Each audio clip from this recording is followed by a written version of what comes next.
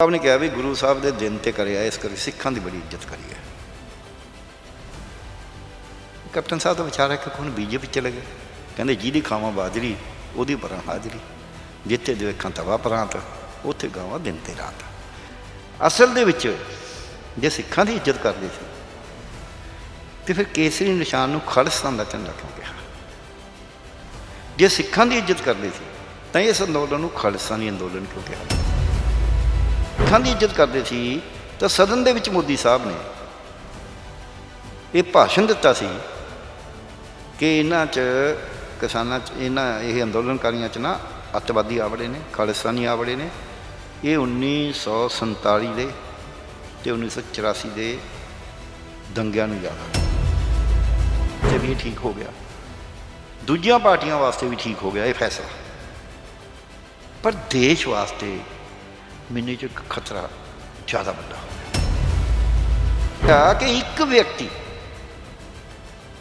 ਨਾ ਉਹਨੇ ਕਿਸਾਨਾਂ ਨਾਲ ਰਾਏ ਕਰੀ ਹੈ, ਕੋਈ ਮੀਟਿੰਗ ਕਰਦੇ, ਨਾ ਕੋਈ ਅਫਸਰਾਂ ਨਾਲ ਕਰੀਏ, ਨਾ ਕੋਈ ਪਾਰਟੀਆਂ ਨਾਲ ਕਰੀਏ, ਨਾ ਆਪਦੀ ਪਾਰਟੀ ਨਾਲ ਕਰੀਏ, ਨਾ ਆਪਦੀ ਕੌਂਸਲ ਆਫ ਮਿਨਿਸਟਰ ਨਾਲ ਕਰੀਏ, ਮੰਤਰੀ ਪਰਿਸ਼ਦ ਨਾਲ, ਕੈਬਨਿਟ ਨਾਲ।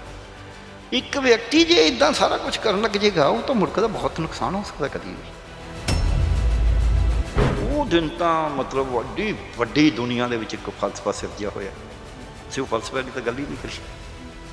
ਅਸੀਂ ਤਾਂ ਫੇਰ ਕਹਤਾ ਵੀ ਸਾਡੇ ਬੈਰੀ ਨੇ, ਅਸੀਂ ਵਾਪਸ ਲੈ ਲਏ। ਲੋਕ ਕਹਿੰਦੇ ਨੇ ਵੀ ਜੇ ਕੋਈ ਮਰ ਜੇ ਨਾ ਉਹਦੇ ਔਗਣ ਨਹੀਂ ਗਣਾਈ ਦੇ, ਕੋਈ ਅਰਥੀ ਲੰਘੀ ਜਾਂਦੀ ਹੋਵੇ ਤਾਂ ਤੁਸੀਂ ਜਿੰਨਾ ਮਰਜ਼ੀ ਜ਼ਰੂਰੀ ਕੰਮ ਹੋਵੇ ਜੇ ਕਿਸੇ ਸਵਾਰੀ 'ਤੇ ਵੀ ਖੜੇ ਹੋ ਜਾਓ ਜਿੱਤੇ ਲੱਗ ਸ਼ਹੀਦ ਹੋ ਗਏ ਕਿਸਾਨ, ਥੋੜ੍ਹੇ ਜਿਹੇ ਕੰਨ 'ਤੇ ਜੋ ਨਹੀਂ ਸਕਦੇ। ਤੁਸੀਂ ਹੁਣ ਵੀ ਨਹੀਂ ਉਹਨਾਂ ਦਾ ਜ਼ਿਕਰ ਕਰਿਆ। ਪਰ ਜੇ ਗੱਲਬਾਤ ਹੀ ਨਹੀਂ ਹੋਈ, ਉਹਨਾਂ ਨੇ ਇੱਕ ਪਾਸਾ ਅਨਾਊਂਸ ਕਰਤਾ, ਉਹਨਾਂ ਨੇ ਆਪਦੀ ਅਨਾਊਂਸਮੈਂਟ ਕਰਤੀ, ਅਸੀਂ ਆਪਦੀ ਕਰਤੀ। ਉਹ ਪਹਿਲਾਂ ਵੀ ਆਪਦੀਆਂ ਸਾਰਾ ਕੁਛ ਕਰਦੇ ਰਹੇ ਨੇ, ਇਹ ਵੀ ਉਹਨਾਂ 'ਚ ਅਨਾਊਂਸਮੈਂਟ 'ਚ ਇੱਕ ਪਾਰਟ ਹੈ। ਅਸੀਂ ਆਪਦਾ ਕਰੀ ਜਾਵਾਂਗੇ, ਜਿੱਦਾਂ ਕੋਈ ਉਹ ਚਿੱਠੀ ਚੱਠੀ ਜਾਰੀ ਕਰਨਗੇ ਉਦੋਂ ਅਸੀਂ ਫੈਸਲਾ ਕਰ, ਉਦੋਂ ਕਿਸਾਨ ਫੈਸਲਾ ਕਰ ਲੈਣਗੇ। ਕਿਸਾਨ ਦੀ ਲੀਡਰਸ਼ਿਪ ਸਿਆਣੀ ਹੈ ਇਸ ਗੱਲ 'ਚ।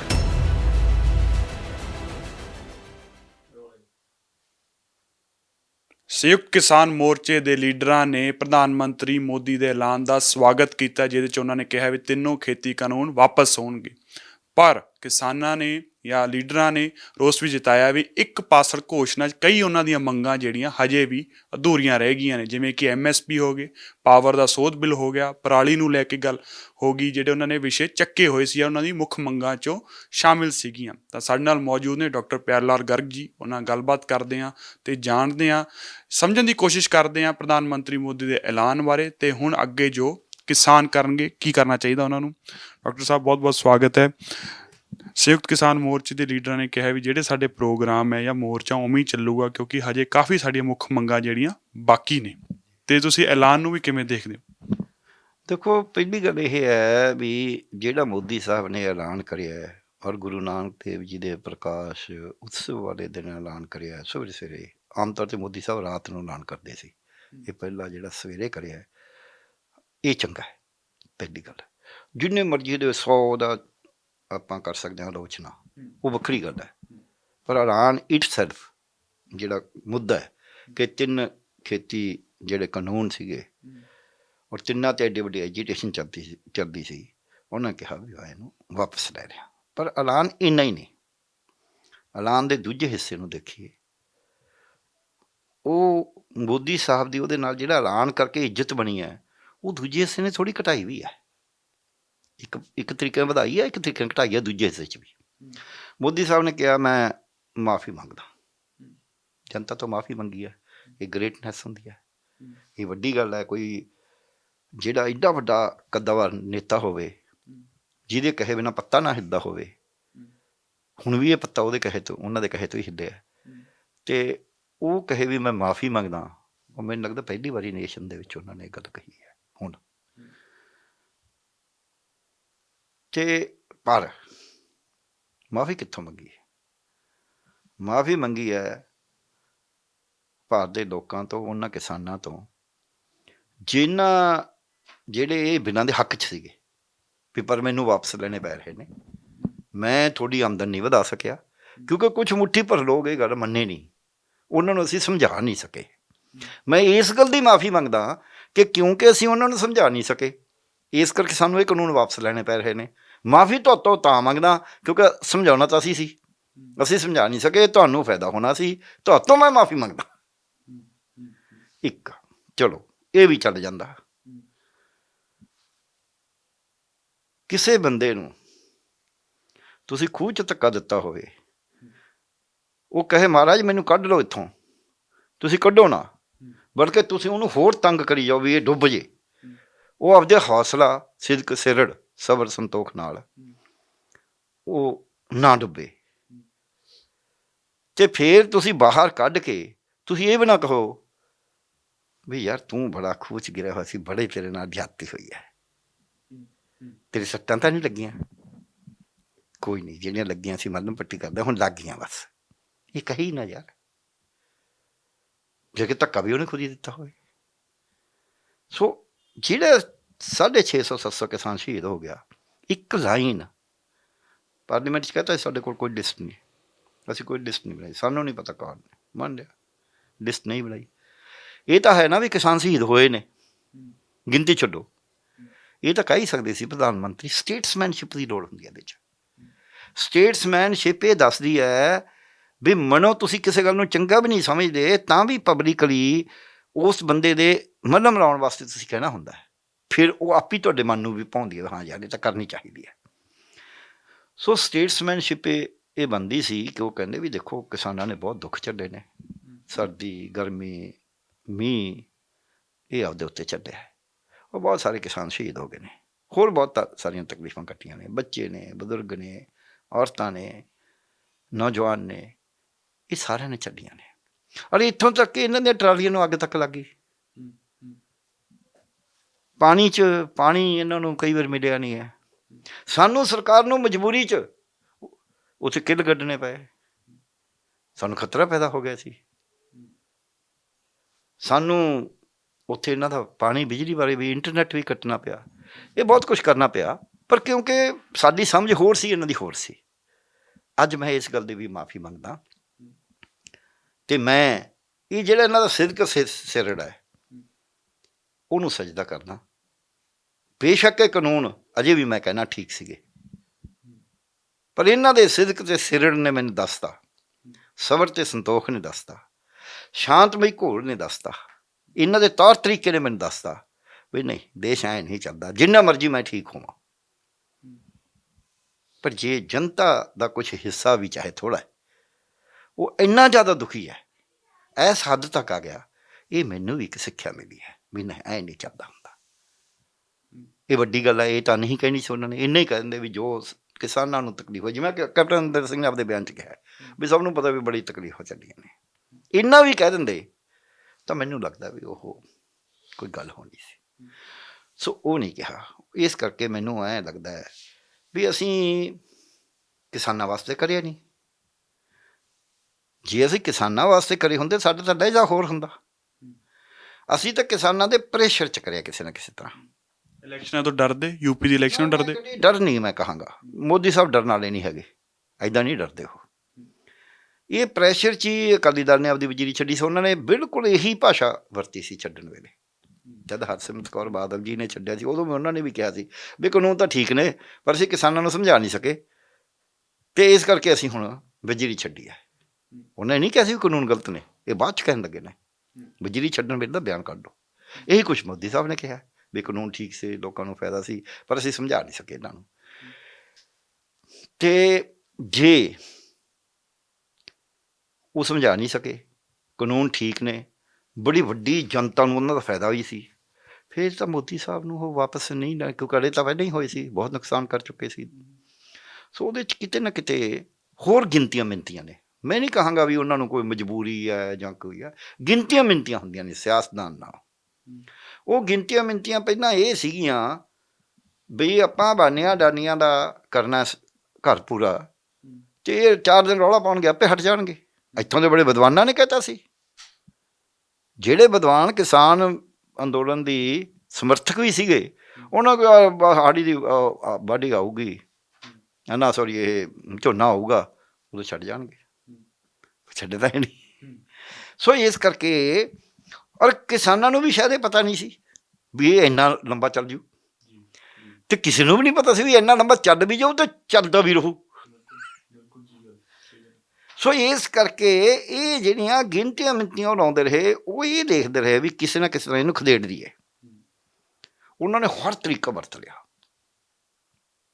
ਕਿੱਲ ਗੱਡ ਲਏ, ਇੰਟਰਨੈਟ ਬੰਦ ਕਰ ਲਿਆ, ਕਈ ਤਾਂ ਕਹਿੰਦੇ ਪਾਣੀ 'ਚ ਕੁਛ ਮਿਲਾ ਵੀ ਦਿੱਤਾ ਗਿਆ ਸੀ, ਉਹਨਾਂ ਨੂੰ ਪਾਣੀ ਬਦਲਣਾ ਪਿਆ, ਅੱਗ ਕਈ ਵਾਰੀ ਲੱਗੀ, ਕਈ ਵਾਰੀ ਉੱਥੇ ਹੋਰ ਤਰ੍ਹਾਂ ਦੇ ਦੋਸ਼ ਲੱਗੇ। ਆ ਸਿੰਘੂ ਬਾਰਡਰ ਦੀ ਘਟਨਾ ਤਾਂ ਆਪਾਂ ਦੇਖੀ ਹੋਈ ਆ, ਬਾਅਦ ਸਾਰੀ ਐਕਸਪੋਜ਼ ਹੋ ਗਈ ਵੀ ਕਿੱਥੋਂ ਲਿੰਕ ਸੀਗਾ, ਤੇ ਲਾਲ ਕਿਲ੍ਹੇ ਵਾਲੀ ਵੀ ਐਕਸਪੋਜ਼ ਹੋ ਗਈ ਵੀ ਕਿੱਥੇ ਲਿੰਕ ਸੀਗਾ। ਹੁਣ ਤਾਂ ਕੋਈ ਦੋ ਰਾਏ ਨਹੀਂ ਰਹੀ। ਸੋ ਉਹਦੇ ਵਿੱਚ ਜਿਵੇਂ ਗਿਣਤੀ ਮਿਣਤੀ, ਮੈਂ ਕਿਉਂ ਕਰਾਂ, ਕੈਪਟਨ ਸਾਹਿਬ ਨੇ ਕਿਹਾ ਵੀ ਗੁਰੂ ਸਾਹਿਬ ਦੇ ਦਿਨ ਤੇ ਕਰਿਆ, ਇਸ ਕਰਕੇ ਸਿੱਖਾਂ ਦੀ ਬੜੀ ਇੱਜ਼ਤ ਕਰੀ ਹੈ। ਕੈਪਟਨ ਸਾਹਿਬ ਦਾ ਵਿਚਾਰ ਹੈ ਕਿ ਹੁਣ ਬੀਜੇਪੀ ਚਲੇ ਗਏ, ਕਹਿੰਦੇ ਜਿਹਦੀ ਖਾਵਾਂ ਬਾਜਰੀ ਉਹਦੀ ਪਰਾਂ ਹਾਜ਼ਰੀ, ਜਿੱਥੇ ਦੇਵੇਖਾਂ ਤਵਾ ਪਰਾਂਤ, ਉੱਥੇ ਗਾਵਾਂ ਦਿਨ ਤੇ ਰਾਤ। ਅਸਲ ਦੇ ਵਿੱਚ ਜੇ ਸਿੱਖਾਂ ਦੀ ਇੱਜ਼ਤ ਕਰਦੇ ਸੀ ਤੇ ਫਿਰ ਕੇਸਰੀ ਨਿਸ਼ਾਨ ਨੂੰ ਖਾਲਿਸਤਾਨ ਦਾ ਝੰਡਾ ਕਿਉਂ ਕਿਹਾ? ਜੇ ਸਿੱਖਾਂ ਦੀ ਇੱਜ਼ਤ ਕਰਦੇ ਸੀ ਤਾਂ ਇਸ ਅੰਦੋਲਨ ਨੂੰ ਖਾਲਿਸਤਾਨੀ ਅੰਦੋਲਨ ਕਿਉਂ ਕਿਹਾ? ਜੇ ਸਿੱਖਾਂ ਦੀ ਇੱਜ਼ਤ ਕਰਦੇ ਸੀ ਤਾਂ ਅੱਤਵਾਦੀ ਅੰਦੋਲਨ ਕਿਉਂ ਕਿਹਾ? ਜੇ ਸਿੱਖਾਂ ਦੀ ਇੱਜ਼ਤ ਕਰਦੇ ਸੀ ਤਾਂ ਸਦਨ ਦੇ ਵਿੱਚ ਮੋਦੀ ਸਾਹਿਬ ਨੇ ਇਹ ਭਾਸ਼ਣ ਦਿੱਤਾ ਸੀ ਕਿ ਇਹਨਾਂ 'ਚ ਕਿਸਾਨਾਂ 'ਚ ਇਹ ਅੰਦੋਲਨਕਾਰੀਆਂ 'ਚ ਨਾ ਅੱਤਵਾਦੀ ਆਵੜੇ ਨੇ, ਖਾਲਿਸਤਾਨੀ ਆਵੜੇ ਨੇ।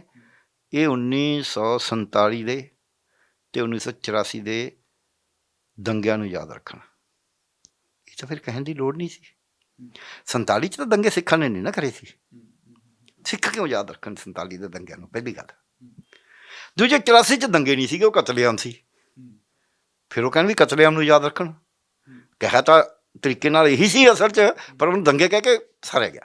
ਸੋ ਦੋਨੇ ਉਹ ਸਟੇਟਮੈਂਟ ਆਪਾਂ ਦੇਖ ਲਓ। ਜੇ 47 'ਚ ਕੋਈ ਕਹਿੰਦਾ ਹੈ ਵੀ ਇਹ ਦੰਗੇ ਸਿੱਖਾਂ ਨੇ ਕਰੇ ਸੀ ਤਾਂ ਦੱਸ ਦੇਵੇ, ਜੇ 84 ਨੂੰ ਕੋਈ ਕਹਿੰਦਾ ਹੈ ਵੀ ਉਹ ਦੰਗੇ ਸੀਗੇ, ਕਤਲੇਆਮ ਨਹੀਂ ਸੀ, ਤਾਂ ਦੱਸ ਦੇਵੇ।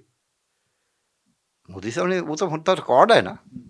ਸੋ ਇਸ ਕਰਕੇ ਕੈਪਟਨ ਸਾਹਿਬ ਦਾ ਇਹ ਕਹਿਣਾ ਇਹ ਕਿਸਮ ਦਾ ਮਤਲਬ ਐਵੇਂ ਵੀ ਕਿਸੇ ਗੱਲ ਨੂੰ ਗਲਤ ਰੂਪ 'ਚ ਪੇਸ਼ ਕਰਕੇ ਆਪਦੇ ਹੱਕ ਦੀ ਗੱਲ ਬਣਾਈ ਜਾਣਾ, ਦੂਜਿਆਂ ਨੂੰ ਖੁਸ਼ ਕਰਨਾ। ਹੋ ਜਾਣਗੇ ਚਾਰ ਬੰਦੇ ਖੁਸ਼। ਇੱਕ ਆਰਟੀਕਲ ਲਿਖਿਆ ਤੇ ਉਹਦੇ 'ਚ ਕਹਿ ਰਿਹਾ ਵੀ ਪਬਲਿਕ ਓਪੀਨੀਅਨ ਨੂੰ ਸੁਣਦੇ ਆ ਪੀਐਮ। ਇਹਨਾਂ ਨੇ ਆਪਣੀਆਂ ਘੋਸ਼ਣਾ ਐਲਾਨ ਕਰਕੇ ਇਹ ਗੱਲ ਕਹੀ ਹੈ ਵੀ ਇਹ ਪਬਲਿਕ ਓਪੀਨੀਅਨ ਨੂੰ ਬਹੁਤ ਰਿਸਪੈਕਟ ਕਰਦੇ ਆ। ਮੈਂ ਆਉਣਾ ਉਸ 'ਤੇ, ਪਹਿਲਾਂ ਮੈਂ ਦੂਜੀ ਗੱਲ ਕਰ। ਦੂਜਾ ਇਹ ਹੈ ਵੀ ਸਿੱਖ ਧਰਮ ਜਿਹੜਾ ਹੈ, ਗੁਰੂ ਨਾਨਕ ਦੇਵ ਜੀ ਦੇ ਜਨਮ 'ਤੇ ਜਦ ਇਹ ਗੱਲ ਕਹੀ ਹੈ, ਉਹ ਜਿਹੜਾ ਫਲਸਫਾ ਹੈ ਉਹ ਹੈ ਕਿਰਤ ਦਾ, ਉਹ ਹੈ ਵੰਡ ਛਕਣ ਦਾ, ਉਹ ਹੈ ਨਾਮ ਜਪਣ ਦਾ। ਫਲਸਫੇ ਨੂੰ ਜਾਣ ਕੇ ਬਾਹਰ ਸਮਝਣ ਦਾ। ਉਹ ਫਲਸਫੇ ਨੇ ਜਿੱਤ ਕਰਾਈ ਉੱਥੇ, ਕਿਉਂਕਿ ਕਿਸਾਨਾਂ ਨੇ ਉੱਥੇ ਲੰਗਰ ਲਾ ਕੇ ਰੱਖਿਆ ਵੰਡ ਛਕਣ ਦਾ, ਹਰੇਕ ਨੂੰ ਛਕਾਇਆ। ਨਾ ਕੋ ਬੈਰੀ ਨਾ ਬੇਗਾਨਾ, ਸਗਲ ਸੰਗ ਹਮਕੋ ਬਣਾਈ ਦਾ ਸੰਦੇਸ਼ ਦਿੱਤਾ। ਉੱਥੇ ਆ ਕੇ ਜਿਹੜੇ ਪੁਲਿਸ ਵਾਲੇ ਉਹਨਾਂ ਦੇ ਇੱਕ ਪਾਸੇ ਲਾਠੀਆਂ ਮਾਰ ਰਹੇ ਨੇ, ਆ ਕੇ ਖਾਣਾ ਵੀ ਖਾ ਰਹੇ ਨੇ। ਭਾਈ ਕਨਈਆ ਵਾਲਾ ਕਰਤਾ ਵੀ ਕੋਈ ਨਹੀਂ, ਜੇ ਤੁਹਾਡੇ ਸੱਟ ਲੱਗੀ ਸਾਡੇ ਇੱਥੋਂ ਮੈਡੀਕਲ ਤੋਂ ਹੈਲਪ ਵੀ ਲੈ ਲਓ। ਜਿਨ੍ਹਾਂ ਨੇ ਉਹਨਾਂ ਨੂੰ ਉੱਥੇ ਜਾ ਕੇ ਅੱਗਾਂ ਲਾਉਣ ਦੀ ਕੋਸ਼ਿਸ਼ ਕਰੀ, ਜੇ ਉਹ ਵੀ ਉਹ ਪੱਲੂ ਪਾ ਕੇ ਆ ਗਿਆ ਤੇ ਪਤਾ ਵੀ ਲੱਗ ਗਿਆ, ਭਾਵੇਂ ਉਹਨੂੰ ਵੀ ਦਵਾਈ ਦੇਤੀ, ਖਾਣਾ ਵੀ ਖਿਲਾਤਾ। ਸੋ ਉਹਨਾਂ ਨੇ ਬਾਬੇ ਨਾਨਕ ਦਾ, ਫਿਰ ਉੱਥੇ ਅਰਦਾਸ ਵੀ ਹੋ ਰਹੀ ਹੈ, ਪਾਠ ਵੀ ਹੋ ਰਹੇ ਨੇ, ਆਰਤੀਆਂ ਵੀ ਹੋ ਰਹੀਆਂ ਨੇ, ਨਮਾਜ਼ ਵੀ ਪੜ੍ਹੀ ਜਾ ਰਹੀ ਹੈ।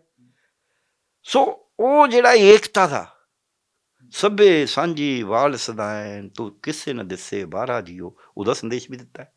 ਸੋ ਜਿਹੜਾ ਇਹ ਮੋਰਚਾ ਸੀ, ਉਹਨੇ ਤਾਂ ਬਾਬੇ ਨਾਨਕ ਦਾ, ਗੁਰਬਾਣੀ ਦਾ, ਸਿੱਖੀ ਦਾ ਪੂਰਾ ਸੰਦੇਸ਼ ਉੱਥੇ ਦੇ ਕੇ ਉਹਨੂੰ ਅਮਲ ਦੇ ਵਿੱਚ, ਅਮਲਾਂ ਉੱਪਰ ਹੋਗ ਨਵੇੜਾ ਕਿਆ ਸੂਫੀ ਕਿਆ ਪੰਗੇ, ਉਹ ਅਮਲ 'ਚ ਕਰਕੇ ਦਿਖਾਇਆ ਵੀ ਸਾਡਾ ਕੋਈ ਦੁਸ਼ਮਣ ਨਹੀਂ, ਸਾਡੀ ਇੱਕ ਲੜਾਈ ਹੈ। ਸਾਡੇ ਕੋਲ ਕੋਈ ਆ ਜੇ ਵੈਲਕਮ ਹੈ, ਸਾਡੇ ਅਸੂਲਾਂ ਦੇ ਹਿਸਾਬ ਨਾਲ। ਲੰਗਰ ਸਭ ਵਾਸਤੇ ਸਾਂਝਾ ਹੈ, ਸਾਡੀਆਂ ਮੈਡੀਕਲ ਟੀਮਾਂ ਸਭ ਨੂੰ ਇਲਾਜ ਕਰਨਗੀਆਂ ਜਿਹੋ ਜਿਹਾ ਵੀ ਸਾਡੇ ਕੋਲ ਹੈਗਾ।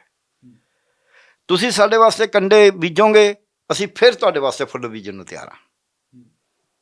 ਕੋਈ ਤੁਸੀਂ ਬੀਜੋ ਕੰਡੇ, ਤੁਸੀਂ ਲਾ ਦਿਓ ਕੰਡ।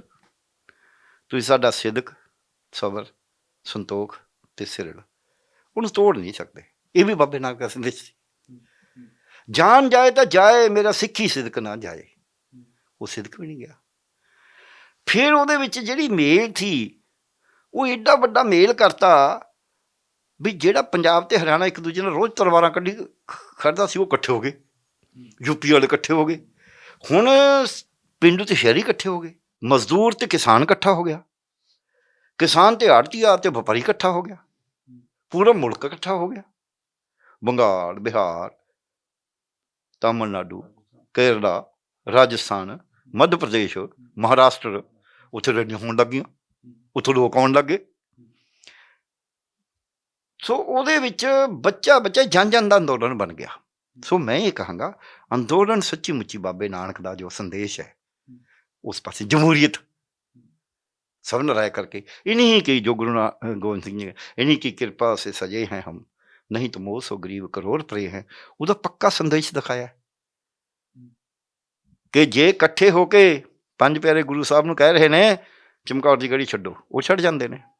ਇਹਨੇ ਇੱਥੇ ਜੇ ਲੀਡਰ ਨੂੰ ਕਿਹਾ ਜਾਂਦਾ ਹੈ ਤੂੰ ਕਰੀਏ ਗਲਤੀ, ਚੱਲ ਮਾਫੀ ਮੰਗ, ਉਹ ਮਾਫੀ ਮੰਗ ਰਿਹਾ, ਤੂੰ ਕਰੀਏ ਗਲਤੀ, ਤੈਨੂੰ ਅਸੀਂ ਸਸਪੈਂਡ ਕਰਤਾ, ਉਹ ਕਹਿੰਦਾ ਠੀਕ ਹੈ ਜੀ। ਕਿੰਨੀ ਵੱਡੀ ਗੱਲ ਹੈ। ਵੱਡੇ ਵੱਡੇ ਲੀਡਰ ਜਿਹੜੇ ਕੱਦਾਵਰ ਲੀਡਰ ਨੇ, ਅੱਜ ਵੀ ਉਹ ਲੀਡਰ ਨੇ, ਲੀਡਰ ਨਹੀਂ ਮਿਲਦੇ ਹੈਗੇ, ਪਰ ਹੁਕਮ ਸੰਗਤ ਹੁਕਮ ਕਰ ਸਕਦੀ ਆ ਉਹ। ਸੋ ਇਸ ਕਰਕੇ ਇਹ ਬਹੁਤ ਵੱਡੀ ਮੈਂ ਕਹਾਂਗਾ ਅੰਦੋਲਨ ਨੇ ਪੰਜਾਬ ਦਾ ਜਿਹੜਾ ਵਿਰਸਾ ਸੀ, ਜਿਹਨੂੰ ਕਿਤੇ ਨਾ ਕਿਤੇ ਅਸੀਂ ਭੁੱਲ ਗਏ ਸੀ ਪਿਛਲੇ 30 ਸਾਲ 'ਚ, ਉਹਨੂੰ ਦੁਬਾਰਾ ਜਗਾਇਆ। ਉਹ ਹਰਿਆਣਾ ਵੀ ਪੰਜਾਬ ਦਾ ਹਿੱਸਾ ਹੀ ਹੁੰਦਾ ਸੀ, ਵੈਸੇ ਹੀ ਆਪਾਂ ਸਾਰੇ ਭਾਰਤੀ ਇੱਕੋ ਹੀ ਆ ਹੈ। ਉਹ ਤਾਂ ਅਨੇਕਾਂ ਉਹ ਗੁਰੂ ਗੋਬਿੰਦ ਸਿੰਘ ਜੀ ਨੇ ਕਿਹਾ ਵੀ ਅਨੇਕ ਰੂਪ ਨੇ, ਅਨੇਕ ਰੰਗ ਨੇ, ਅਨੇਕ ਵੇਸ਼ ਭੂਸ਼ਾ ਨੇ, ਤੇ ਮੈਂ ਕਿਹਨੂੰ ਕਹਾਂ ਕੌਣ ਹੈ, ਮੇਰੇ ਵਾਸਤੇ ਸਾਰੀ ਦੁਨੀਆ ਹੀ ਰੱਬ ਹੈ, ਸਾਰਾ ਸੰਸਾਰ ਹੀ ਰੱਬ ਹੈ। ਸੋ ਇਸ ਕਰਕੇ ਕਿਸੇ ਦੇ ਨਾਮ ਧਰਮ ਜਾਤ ਦੇ ਉੱਤੇ ਕੋਈ ਫਾਇਦਾ ਨਹੀਂ ਗੱਲ ਕਰਨ ਦਾ, ਤੇ ਸਾਰੇ ਬਰਾਬਰ ਤੇ ਉੱਥੇ ਕੰਮ ਹੋਏ ਨੇ। ਇੱਕ ਦੂਜਾ ਤਿਆਗ, ਸਿੱਖੀ 'ਚ ਇੱਕ ਤਿਆਗ ਹੈ, ਉਹ ਤਿਆਗ ਵੀ ਉੱਥੇ ਸਾਹਮਣੇ ਆਇਆ। ਲੋਕਾਂ ਦੇ ਘਰੇ ਜਿਹਦੇ ਆਪਦੇ ਘਰੇ ਰੋਟੀ ਨਹੀਂ ਪਕਦੀ ਸੀ, ਉਹਨੇ ਵੀ ਉੱਥੇ 3 ਫੁੱਟ ਪੇਟਾ ਕਰੀਏ। ਹਰਿਆਣੇ 'ਚੋਂ 2 ਲੱਖ ਲੀਟਰ ਦੁੱਧ ਰੋਜ਼ ਜਾਂਦਾ ਰਿਹਾ, 90,000 ਰੁਪਏ ਦਾ ਹੋ ਗਿਆ, 90 ਲੱਖ ਦਾ ਰੋਜ਼, ਤੇ ਉਹ ਸਭ ਨੂੰ ਮਿਲਦਾ ਰਿਹਾ। ਕੋਈ ਜਲੇਬੀਆਂ ਦਾ ਲੰਗਰ ਲਾ ਰਿਹਾ, ਕੋਈ ਕੱਪੜਿਆਂ ਦਾ ਲੰਗਰ ਲਾ ਰਿਹਾ, ਕੋਈ ਮਸ਼ੀਨਾਂ ਵਾਸ਼ਿੰਗ ਦੇ ਰਿਹਾ, ਯਾਨੀ ਕਿ ਪੂਰੀ ਦੁਨੀਆ ਦੇ ਵਿੱਚ ਅੱਖਾਂ ਗੱਡੀਆਂ ਗਈਆਂ ਵੀ ਯਾਰ ਕਮਾਲ ਦੀ ਗੱਲ ਹੈ, ਆਹ ਏਕਤਾ ਤਾਂ। ਸੋ ਉਸ ਗੱਲ ਨੂੰ ਤਾਂ ਮੈਂ ਕਰਦਾ ਸਿਜਦਾ। ਫਿਰ ਵੀ ਮੈਂ ਮੋਦੀ ਸਾਹਿਬ ਦਾ ਇਹ ਧੰਨਵਾਦ ਕਰਦਾ ਵੀ ਦੇਰ ਆਏ ਦੁਰਸਤ ਆਏ, ਉਹਨਾਂ ਨੇ ਇਹ ਬਿੱਲ ਵਾਪਸ ਲੈ ਕੇ ਚੰਗਾ ਕਰਿਆ। ਪਰ ਬਿੱਲ ਐਲਾਨ ਹੈ, ਇਹ ਬਿੱਲ ਵਿਧੀਵਤ ਵਾਪਸ ਹੋਣੇ ਜ਼ਰੂਰੀ ਨੇ, ਤੇ ਉਹ ਵਿਧੀਵਤ ਤਰੀਕਾ ਆਊਗਾ, ਉਹਨਾਂ ਨੇ ਕਿਹਾ ਵੀ ਹੈ ਇਹ ਦੋਨਾਂ ਸਦਨਾਂ 'ਚ ਪੇਸ਼ ਹੋਣਗੇ, ਉੱਥੇ ਪਾਸ ਹੋ ਹੀ ਜਾਣਾ ਵੀ ਹਾਂਜੀ ਰਿਪੀਲ ਕਰਤੇ, ਕਿਉਂਕਿ ਵਿਰੋਧੀਆਂ ਨੇ ਤਾਂ ਪਹਿਲੇ ਮੰਗ ਕਰੀ ਹੋਈ ਹੈ, ਇਹਨਾਂ ਦਾ ਹੀ ਰੌਲਾ ਸੀ। ਫਿਰ ਉਹ ਸੈਕਟਰੀਏਟ ਵੱਲੋਂ ਜਾਣਗੇ ਉੱਥੇ, ਉਦੋਂ ਪਹਿਲਾਂ ਆਪਦੀ ਕੈਬਨਿਟ 'ਚ ਕਰਨਗੇ, ਠੀਕ ਹੈ ਨਾ। ਹੁਣ ਮੈਨੂੰ ਇਹਦੇ ਵਿੱਚ ਮੈਨੂੰ ਇੱਕ ਗੱਲ ਦਾ ਜਿਹੜਾ ਹੈਗਾ, ਇਹ 'ਚ ਕਿਸਾਨ ਅੰਦੋਲਨ ਵੀ ਠੀਕ ਹੋ ਗਿਆ, ਬੀਜੇਪੀ ਵਾਸਤੇ ਵੀ ਇਹ ਠੀਕ ਹੋ ਗਿਆ, ਦੂਜੀਆਂ ਪਾਰਟੀਆਂ ਵਾਸਤੇ ਵੀ ਠੀਕ ਹੋ ਗਿਆ ਇਹ ਫੈਸਲਾ, ਪਰ ਦੇਸ਼ ਵਾਸਤੇ ਮੈਨੂੰ 'ਚ ਇੱਕ ਖਤਰਾ ਜ਼ਿਆਦਾ ਵੱਡਾ ਹੋ ਗਿਆ। ਉਹ ਇਹ ਹੋ ਗਿਆ ਕਿ ਇੱਕ ਵਿਅਕਤੀ ਨਾ ਉਹਨੇ ਕਿਸਾਨਾਂ ਨਾਲ ਰਾਏ ਕਰੀ ਹੈ, ਕੋਈ ਮੀਟਿੰਗ ਕਰਦੇ, ਨਾ ਕੋਈ ਅਫਸਰਾਂ ਨਾਲ ਕਰੀਏ, ਨਾ ਕੋਈ ਪਾਰਟੀਆਂ ਨਾਲ ਕਰੀਏ, ਨਾ ਆਪਦੀ ਪਾਰਟੀ ਨਾਲ ਕਰੀਏ, ਨਾ ਆਪਦੀ ਕੌਂਸਲ ਆਫ ਮਿਨਿਸਟਰ ਨਾਲ ਕਰੀਏ, ਮੰਤਰੀ ਪਰਿਸ਼ਦ ਨਾਲ, ਕੈਬਨਿਟ ਨਾਲ। ਇੱਕ ਵਿਅਕਤੀ ਜੇ ਇੱਦਾਂ ਸਾਰਾ ਕੁਛ ਕਰਨ ਲੱਗ ਜਾਏਗਾ, ਉਹ ਤਾਂ ਮੁਲਕ ਦਾ ਬਹੁਤ ਨੁਕਸਾਨ ਹੋ ਸਕਦਾ ਕਦੀ ਵੀ। ਅਸੀਂ ਕਿਸੇ ਜ਼ਮਾਨੇ 'ਚ ਕਹਿੰਦੇ ਹੁੰਦੇ ਵੀ ਅਮਰੀਕਾ ਦੇ ਨਾ ਜਿਹੜਾ ਰਾਸ਼ਟਰਪਤੀ ਹੈ, ਉਹਦੇ ਕੋਲ ਆ ਜਿਹੜੇ ਪਰਮਾਣੂ ਹਥਿਆਰ ਨੇ, ਉਹਨਾਂ ਦਾ ਬਟਨ ਉਹਦੇ ਕੋਲ ਹੈ, ਵੀ ਜੇ ਕਿਤੇ ਹਾਂ ਕੰਟਰੋਲ ਉਹਦੇ ਕੋਲ ਹੈ, ਵੀ ਜੇ ਕਿਤੇ ਉਹਦੇ ਉੱਤੇ ਮਨ ਦੇ ਵਿੱਚ ਕੋਈ ਉਹਨੂੰ ਕੋਈ ਉਲਟਾ ਹੋ ਗਿਆ ਉਹਦਾ ਮਨ, ਮੈਂ ਸ਼ਬਦ ਹੋਰ ਨਹੀਂ ਵਰਤਾਂਗਾ ਜਿਹੜੇ ਲੋਕ ਵਰਤੇ ਸੀ ਉਦੋਂ, ਵੀ ਹੁਣ ਫਿਰ ਦੱਬ ਤਾਂ ਫਿਰ ਤੇ ਦੁਨੀਆ ਤਬਾਹ ਹੋ ਜਾਊਗੀ, ਇਹ ਇਕੱਲੇ ਕੋਲ ਕਿਵੇਂ ਛੱਡ ਰੱਖਿਆ। ਸੋ ਜਦ ਤੁਸੀਂ ਇੱਕ ਵਿਅਕਤੀ ਕੋਲ ਕੁਛ ਦੇ ਦਿੰਦੇ ਹੋ ਨਾ ਤਾਕਤ, ਉਦੋਂ ਜਮਹੂਰੀਅਤ ਨੂੰ ਸੱਟ ਵੱਜਦੀ ਹੈ, ਉਦੋਂ ਤੁਹਾਡੀ ਪ੍ਰਭੂ ਸੱਤਾ ਨੂੰ ਸੱਟ ਵੱਜਦੀ ਹੈ, ਉਦੋਂ ਤੁਹਾਡੇ ਵਿਚਾਰਾਂ ਦੀ ਖੁੱਲ੍ਹ ਦੇਣ ਦੀ ਜਿਹੜੀ ਗੱਲ ਹੈ ਉਹਨੂੰ ਸੱਟ ਵੱਜਦੀ ਹੈ, ਉਦੋਂ ਤੁਹਾਡੇ ਸਮੂਹਿਕ ਫੈਸਲੇ ਲੈਣ ਦੀ, ਰਾਏ ਕਰਕੇ ਫੈਸਲੇ ਲੈਣ ਦੀ ਉਹਨੂੰ ਸੱਟ ਵੱਜਦੀ ਹੈ। ਸਾਡਾ ਸ਼ਿਸ਼ਟਾਚਾਰ ਕਹਿੰਦਾ ਹੈ ਸੁਣੋ ਸਭ ਕੀ ਕਰੋ ਮਨ ਕੀ, ਸੁਣ ਤਾਂ ਲਓ ਨਾ ਬੁਲਾ ਕੇ ਸਭ ਦੀ, ਚੱਲਣੀ ਤਾਂ ਮੋਦੀ ਸਾਹਿਬ ਦੀ ਹੋਈ ਹੈ, ਔਰ ਇਹ ਕੋਈ ਮਾੜੀ ਗੱਲ ਵੀ ਨਹੀਂ, ਪ੍ਰਧਾਨ ਮੰਤਰੀ ਨੇ ਆਫਟਰ ਉਹ, ਪਰ ਰਾਏ ਤਾਂ ਲਓ ਨਾ ਨਾਲ, ਵਿਧੀਵਤ ਤਾਂ ਬਣਾਓ ਨਾ ਸਾਰਾ ਕੁਛ। ਸੋ ਇਸ ਕਰਕੇ ਉਹਦੇ 'ਚ ਮੈਨੂੰ ਐਂ ਲੱਗਦਾ ਹੈ ਵੀ ਇਹ ਇੱਕ ਨੁਕਸਾਨ ਹੋਇਆ ਦੇਸ਼ ਨੂੰ, ਜੇ ਇਹ ਕੈਬਨਿਟ ਕਰਕੇ ਕਿਸਾਨਾਂ ਦਾ ਫਾਰਮਲ ਅੰਦਰਲੇ ਖਾਤੇ ਮੀਟਿੰਗਾਂ ਬਹੁਤ ਹੁੰਦੀਆਂ ਰਹਿੰਦੀਆਂ ਨੇ, ਪਰ ਫਾਰਮਲ ਢੰਗ ਨਾਲ ਮੀਟਿੰਗ ਕਰਦੇ, ਗੱਲਬਾਤ ਅਨਾਉਂਸ ਕਰਦੇ ਹੈਗਾ ਕਵਾਇਦ ਜਿਹਨੂੰ ਆਪਾਂ ਕਹਿੰਦੇ ਹਾਂ, ਰਵਾਇਤ ਜਿਹਨੂੰ ਆਪਾਂ ਕਹਿੰਦੇ ਹਾਂ, ਮਰਿਆਦਾ ਜਿਹਨੂੰ ਆਪਾਂ ਕਹਿੰਦੇ ਹਾਂ, ਮਰਿਆਦਾ ਜ਼ਰੂਰੀ ਹੈ। ਜੇ ਰਾਮਚੰਦਰ ਜੀ ਨੂੰ ਮਰਿਆਦਾ ਪੁਰਸ਼ੋਤਮ ਹੋਰ ਕਿਉਂ ਕਹਿੰਦੇ ਆ? ਉਹ ਮਰਿਆਦਾ ਰੱਖ ਕੇ ਵੀ ਠੀਕ ਹੈ, ਮਰਿਆਦਾ ਹੈ, ਮੇਰੇ ਬਾਪ ਨੇ ਕਰਤਾ ਫੈਸਲਾ, ਉਹਨੇ ਵਚਨ ਦਿੱਤਾ ਹੋਇਆ ਤੇ ਮੈਂ ਚੱਲਿਆ ਜੰਗਲ, ਨਹੀਂ ਤਾਂ ਹੱਕ ਤਾਂ ਰਾਮਚੰਦਰ ਜੀ ਦਾ ਬਣਦਾ ਸੀ ਨਾ। ਸੋ ਮਰਿਆਦਾ ਪੁਰਸ਼ੋਤਮ ਦੀ ਧਰਤੀ ਦੇ ਉੱਤੇ ਅਸੀਂ ਕਹਿ ਰਹੇ ਹਾਂ ਤੇ ਉੱਥੇ ਅਸੀਂ ਮਰਿਆਦਾ ਤੋੜ ਰਹੇ ਹਾਂ। ਇਹ ਮੈਨੂੰ ਥੋੜ੍ਹਾ ਜਿਹਾ ਕਾਫੀ ਔਖਾ ਲੱਗਦਾ ਹੈ। ਇੱਦਾਂ ਹੀ ਜਿਨ੍ਹਾਂ ਦੀ ਗੱਲ ਕਰਦਾ ਜਿਸ ਦਿਨ ਕਰੀ ਗੱਲ, ਉਹ ਦਿਨ ਤਾਂ ਮਤਲਬ ਵੱਡੀ ਵੱਡੀ ਦੁਨੀਆ ਦੇ ਵਿੱਚ ਇੱਕ ਫਲਸਫਾ ਸਿਰਜਿਆ ਹੋਇਆ, ਅਸੀਂ ਉਹ ਫਲਸਫੇ ਦੀ ਤਾਂ ਗੱਲ ਹੀ ਨਹੀਂ ਕਰੀ। ਅਸੀਂ ਤਾਂ ਫੇਰ ਕਹਤਾ ਵੀ ਸਾਡੇ ਬੈਰੀ ਨੇ, ਅਸੀਂ ਵਾਪਸ ਲੈ ਲਏ। ਲੋਕ ਕਹਿੰਦੇ ਨੇ ਵੀ ਜੇ ਕੋਈ ਮਰ ਜੇ ਨਾ ਉਹਦੇ ਔਗਣ ਨਹੀਂ ਗਣਾਈ ਦੇ, ਕੋਈ ਅਰਥੀ ਲੰਘੀ ਜਾਂਦੀ ਹੋਵੇ ਤਾਂ ਤੁਸੀਂ ਜਿੰਨਾ ਮਰਜ਼ੀ ਜ਼ਰੂਰੀ ਕੰਮ ਹੋਵੇ, ਜੇ ਕਿਸੇ ਸਵਾਰੀ 'ਚ ਵੀ ਖੜੇ ਹੋ ਜਾਓ ਜੁੱਤੇ ਲਾ ਕੇ, ਨਮਸਤੇ ਕਰੋ, ਹਰੇਕ ਨੇ ਜਾਣਾ ਇਸ ਰਸਤੇ। ਜਦ ਕੋਈ ਮਰ ਜੇ ਉਦੋਂ ਬਾਅਦ ਉਹਨਾਂ ਦੁਸ਼ਮਣੀਆਂ ਨਹੀਂ ਕੱਢੀ ਦੀਆਂ। ਤੇ ਤੁਸੀਂ ਇੰਨੇ ਸ਼ਹੀਦ ਹੋ ਗਏ ਕਿਸਾਨ, ਥੋੜ੍ਹੀ ਤਾਂ ਕੰਨ ਤੇ ਜੋ ਨਹੀਂ ਸਰਕੀ, ਤੁਸੀਂ ਹੁਣ ਵੀ ਨਹੀਂ ਉਹਨਾਂ ਦਾ ਜ਼ਿਕਰ ਕਰਿਆ। ਫਿਰ ਤੁਸੀਂ ਇੱਕ ਤਾਂ ਕਰਤਾ, ਦੂਜਾ ਹਿੱਸਾ ਜਿਹੜਾ ਉਹਨਾਂ ਦਾ ਮੰਗ ਸੀ ਉਹ ਫਿਰ ਨਹੀਂ ਪੂਰੀ ਹੋਈ। ਤੁਸੀਂ ਕੇਸ ਬਣਾਏ ਨੇ ਝੂਠੇ ਉਹਨਾਂ 'ਤੇ, ਤੁਸੀਂ ਬੱਚੇ ਉਹਨਾਂ ਦੇ ਦਰਦ 'ਤੇ। ਸੁਪਰੀਮ ਕੋਰਟ ਤੁਹਾਨੂੰ ਮਨੀਟਰ ਕਰ ਰਹੀ ਹੈ, ਸੁਪਰੀਮ ਕੋਰਟ ਤੁਹਾਨੂੰ ਰੋਜ਼ ਕਹਿ ਰਹੀ ਹੈ ਵੀ ਤੁਸੀਂ, ਸਾਨੂੰ ਤਸੱਲੀ ਨਹੀਂ ਹੋ ਰਹੀ ਤੁਹਾਡੀ ਉਸ 'ਤੇ। ਜਿਹਦੇ ਬੱਚੇ ਨੇ ਦਰਦ, ਜਿਹਦੇ ਦੋਸ਼ ਹੈ, ਜਿਹੜਾ ਅੰਦਰ ਵੀ ਹੈ, ਜਵਾਨਤ ਵੀ ਨਹੀਂ ਹੋਈ ਸੀ, ਉਹ ਰਾਜ ਗ੍ਰਹਿ ਮੰਤਰੀ ਹੋਵੇ, ਉਹਨੂੰ ਤੁਸੀਂ ਉਸ ਪਦ ਤੋਂ ਹੀ ਨਾ ਹਟਾਓ, ਫਿਰ ਤੁਸੀਂ ਇਹ ਮੱਲ ਮਲਾਉਣ ਵਾਲੀ ਗੱਲ ਨਹੀਂ ਹੈ। ਫਿਰ ਤਾਂ ਕੰਨਿਆਂ ਤੋਂ ਘੜੀਸਣ ਦੀ ਗੱਲ ਹੈ, ਜਾਂ ਫਿਰ ਕੋਈ ਤੁਹਾਡੀਆਂ ਹੋਰ ਗਿਣਤੀਆਂ ਮਿੰਤੀਆਂ ਨੇ। ਸੋ ਕੰਨਿਆਂ ਤੋਂ ਘੜੀਸਣ ਵਾਲੀ ਤਾਂ ਹੋ ਨਹੀਂ ਸਕਦੀ ਸੀ, ਤਾਂ ਕਿਸਾਨ ਕਹਿੰਦੇ ਅਸੀਂ ਘੜੀਏ ਤੇ ਨਹੀਂ ਜਾਣਾ। ਇਹ ਗਿਣਤੀਆਂ ਮਿੰਤੀਆਂ ਹੋਰ ਨੇ। ਉਹ ਜਿਹੜਾ ਤੁਹਾਡਾ ਸਵਾਲ ਸੀ, ਬਸ ਮੈਂ ਜਵਾਬ ਦਊਂਗਾ ਇੱਕ ਲਾਈਨ 'ਚ। ਗਿਣਤੀ ਮਿੰਤੀ ਇਹ ਸੀ, ਕਹਿੰਦੇ ਹਾਥ ਕੰਗਣ ਕੋ ਆਰਸੀ ਕਿਹਾ, ਸਾਹਮਣੇ ਦਿਖਦਾ ਜਿਹੜਾ ਪ੍ਰਤੱਖ ਨੂੰ ਪ੍ਰਮਾਣ ਦੀ ਕੀ ਜ਼ਰੂਰਤ ਹੈ। ਇਹ ਪ੍ਰਤੱਖ ਹੋ ਗਿਆ ਕਿ ਜਿਹੜਾ ਬੰਗਾਲ ਕਹਿੰਦੇ ਸੀ ਅਸੀਂ ਜਿੱਤ ਲਾਂਗੇ, ਕਿਸਾਨ ਜਿਹੜੇ ਪਹਿਲਾਂ ਕਹਿੰਦੇ ਸੀ ਅਸੀਂ ਸਿਰਫ ਆਪਦੀ ਮੂਵਮੈਂਟ 'ਤੇ ਖੜ੍ਹੇ ਹਾਂ, ਉਹ ਕਹਿੰਦੇ ਵੋਟ ਦੀ ਚੋਟ ਕਰਾਂਗੇ, ਔਰ ਵੋਟ ਦੀ ਚੋਟ ਕਰਤੀ। ਜਿੱਥੇ ਕਹਿੰਦੇ ਅਸੀਂ 200 ਪਾਰ ਹੋਣਾ ਹੈ, ਉੱਥੇ ਮਮਤਾ 200 ਪਾਰ ਹੋ ਗਈ।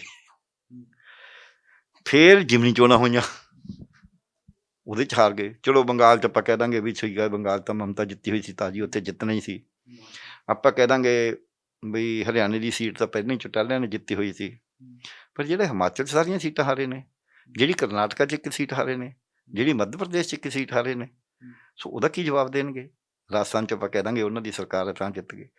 ਸੋ ਇਹ ਜਿਹੜੀ ਗੱਲ ਹੈ, ਇਹ ਤੋਂ ਇਹਨਾਂ ਨੂੰ ਪਤਾ ਲੱਗ ਗਿਆ ਵੀ ਗੜਬੜ ਹੈ ਕਿਤੇ। ਫਿਰ ਹੁਣ ਪੰਜਾਬ 'ਚ ਆਪਾਂ ਨੂੰ ਪਤਾ ਹੀ ਹੈ, ਸਭ ਨੂੰ ਪੰਜਾਬੀ ਤਾਂ ਜਾਣਦੀ ਨੇ ਵੀ BJP ਵਾਲਿਆਂ ਨੂੰ ਬਾਹਰ ਨਹੀਂ ਨਿਕਲਣਾ ਔਖਾ ਹੋਇਆ ਪਿਆ। ਦੂਜੀਆਂ ਪਾਰਟੀਆਂ ਨੂੰ ਉਹਨਾਂ ਤਾਂ ਕਹਿਤਾ ਵੀ ਨਾ ਰੈਲੀਆਂ ਨਹੀਂ ਕਰਨੀਆਂ ਉਹਨਾਂ 'ਚ।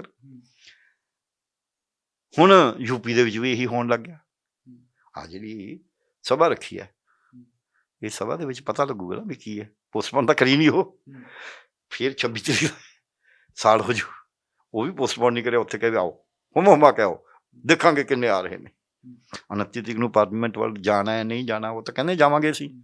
ਚਲੋ ਜਾਣਗੇ, ਕਿਵੇਂ ਜਾਣਗੇ, ਕੀ ਕਰਨਗੇ, ਉਹ ਤਾਂ ਕਿਸਾਨ ਮੋਰਚੇ ਦਾ ਫੈਸਲਾ ਹੈ। 500 ਬੰਦਾ ਕਿਵੇਂ ਜਾਂਦਾ ਹੈ, ਕੀ ਹੈ, ਪਹਿਲਾਂ ਉਹਨਾਂ ਨੇ ਰੂਪ ਕੀ ਸੋਚਿਆ ਹੋਵੇ, ਹੁਣ ਉਹਨੂੰ ਕੀ ਰੂਪ ਦਿੰਦੇ ਨੇ, ਇਹ ਆਪਾਂ ਕੁਝ ਨਹੀਂ ਕਹਿ ਸਕਦੇ ਕਮੈਂਟਰੀ। ਪਰ ਉਹਨਾਂ ਕਿਹਾ ਸਾਡਾ ਉਹ ਵੀ ਪ੍ਰੋਗਰਾਮ ਕਾਇਮ ਹੈ, ਕਿਉਂਕਿ ਜਿੰਨਾ ਚਿਰ ਉਹ ਕਿਉਂ ਕਾਇਮ ਹੈ, ਮੈਂ ਇਹ ਗੱਲ ਹੈ। ਕਈਆਂ ਨੂੰ ਆਇਆ ਵੀ ਯਾਰ ਹੁਣ ਬਿੱਲ ਵਾਪਸ ਹੋ ਗਏ, ਹੁਣ ਆ ਜਾਣ। ਮੋਦੀ ਸਾਹਿਬ ਨੇ ਵੀ ਕਿਹਾ ਬਿੱਲ ਵਾਪਸ ਨਹੀਂ ਹੋਏ। ਇਹ ਮੋਦੀ ਸਾਹਿਬ ਨੇ ਅਨਾਊਂਸਮੈਂਟ ਕਰੀ ਹੈ, ਅਜੇ ਐਲਾਨ ਕਰਿਆ।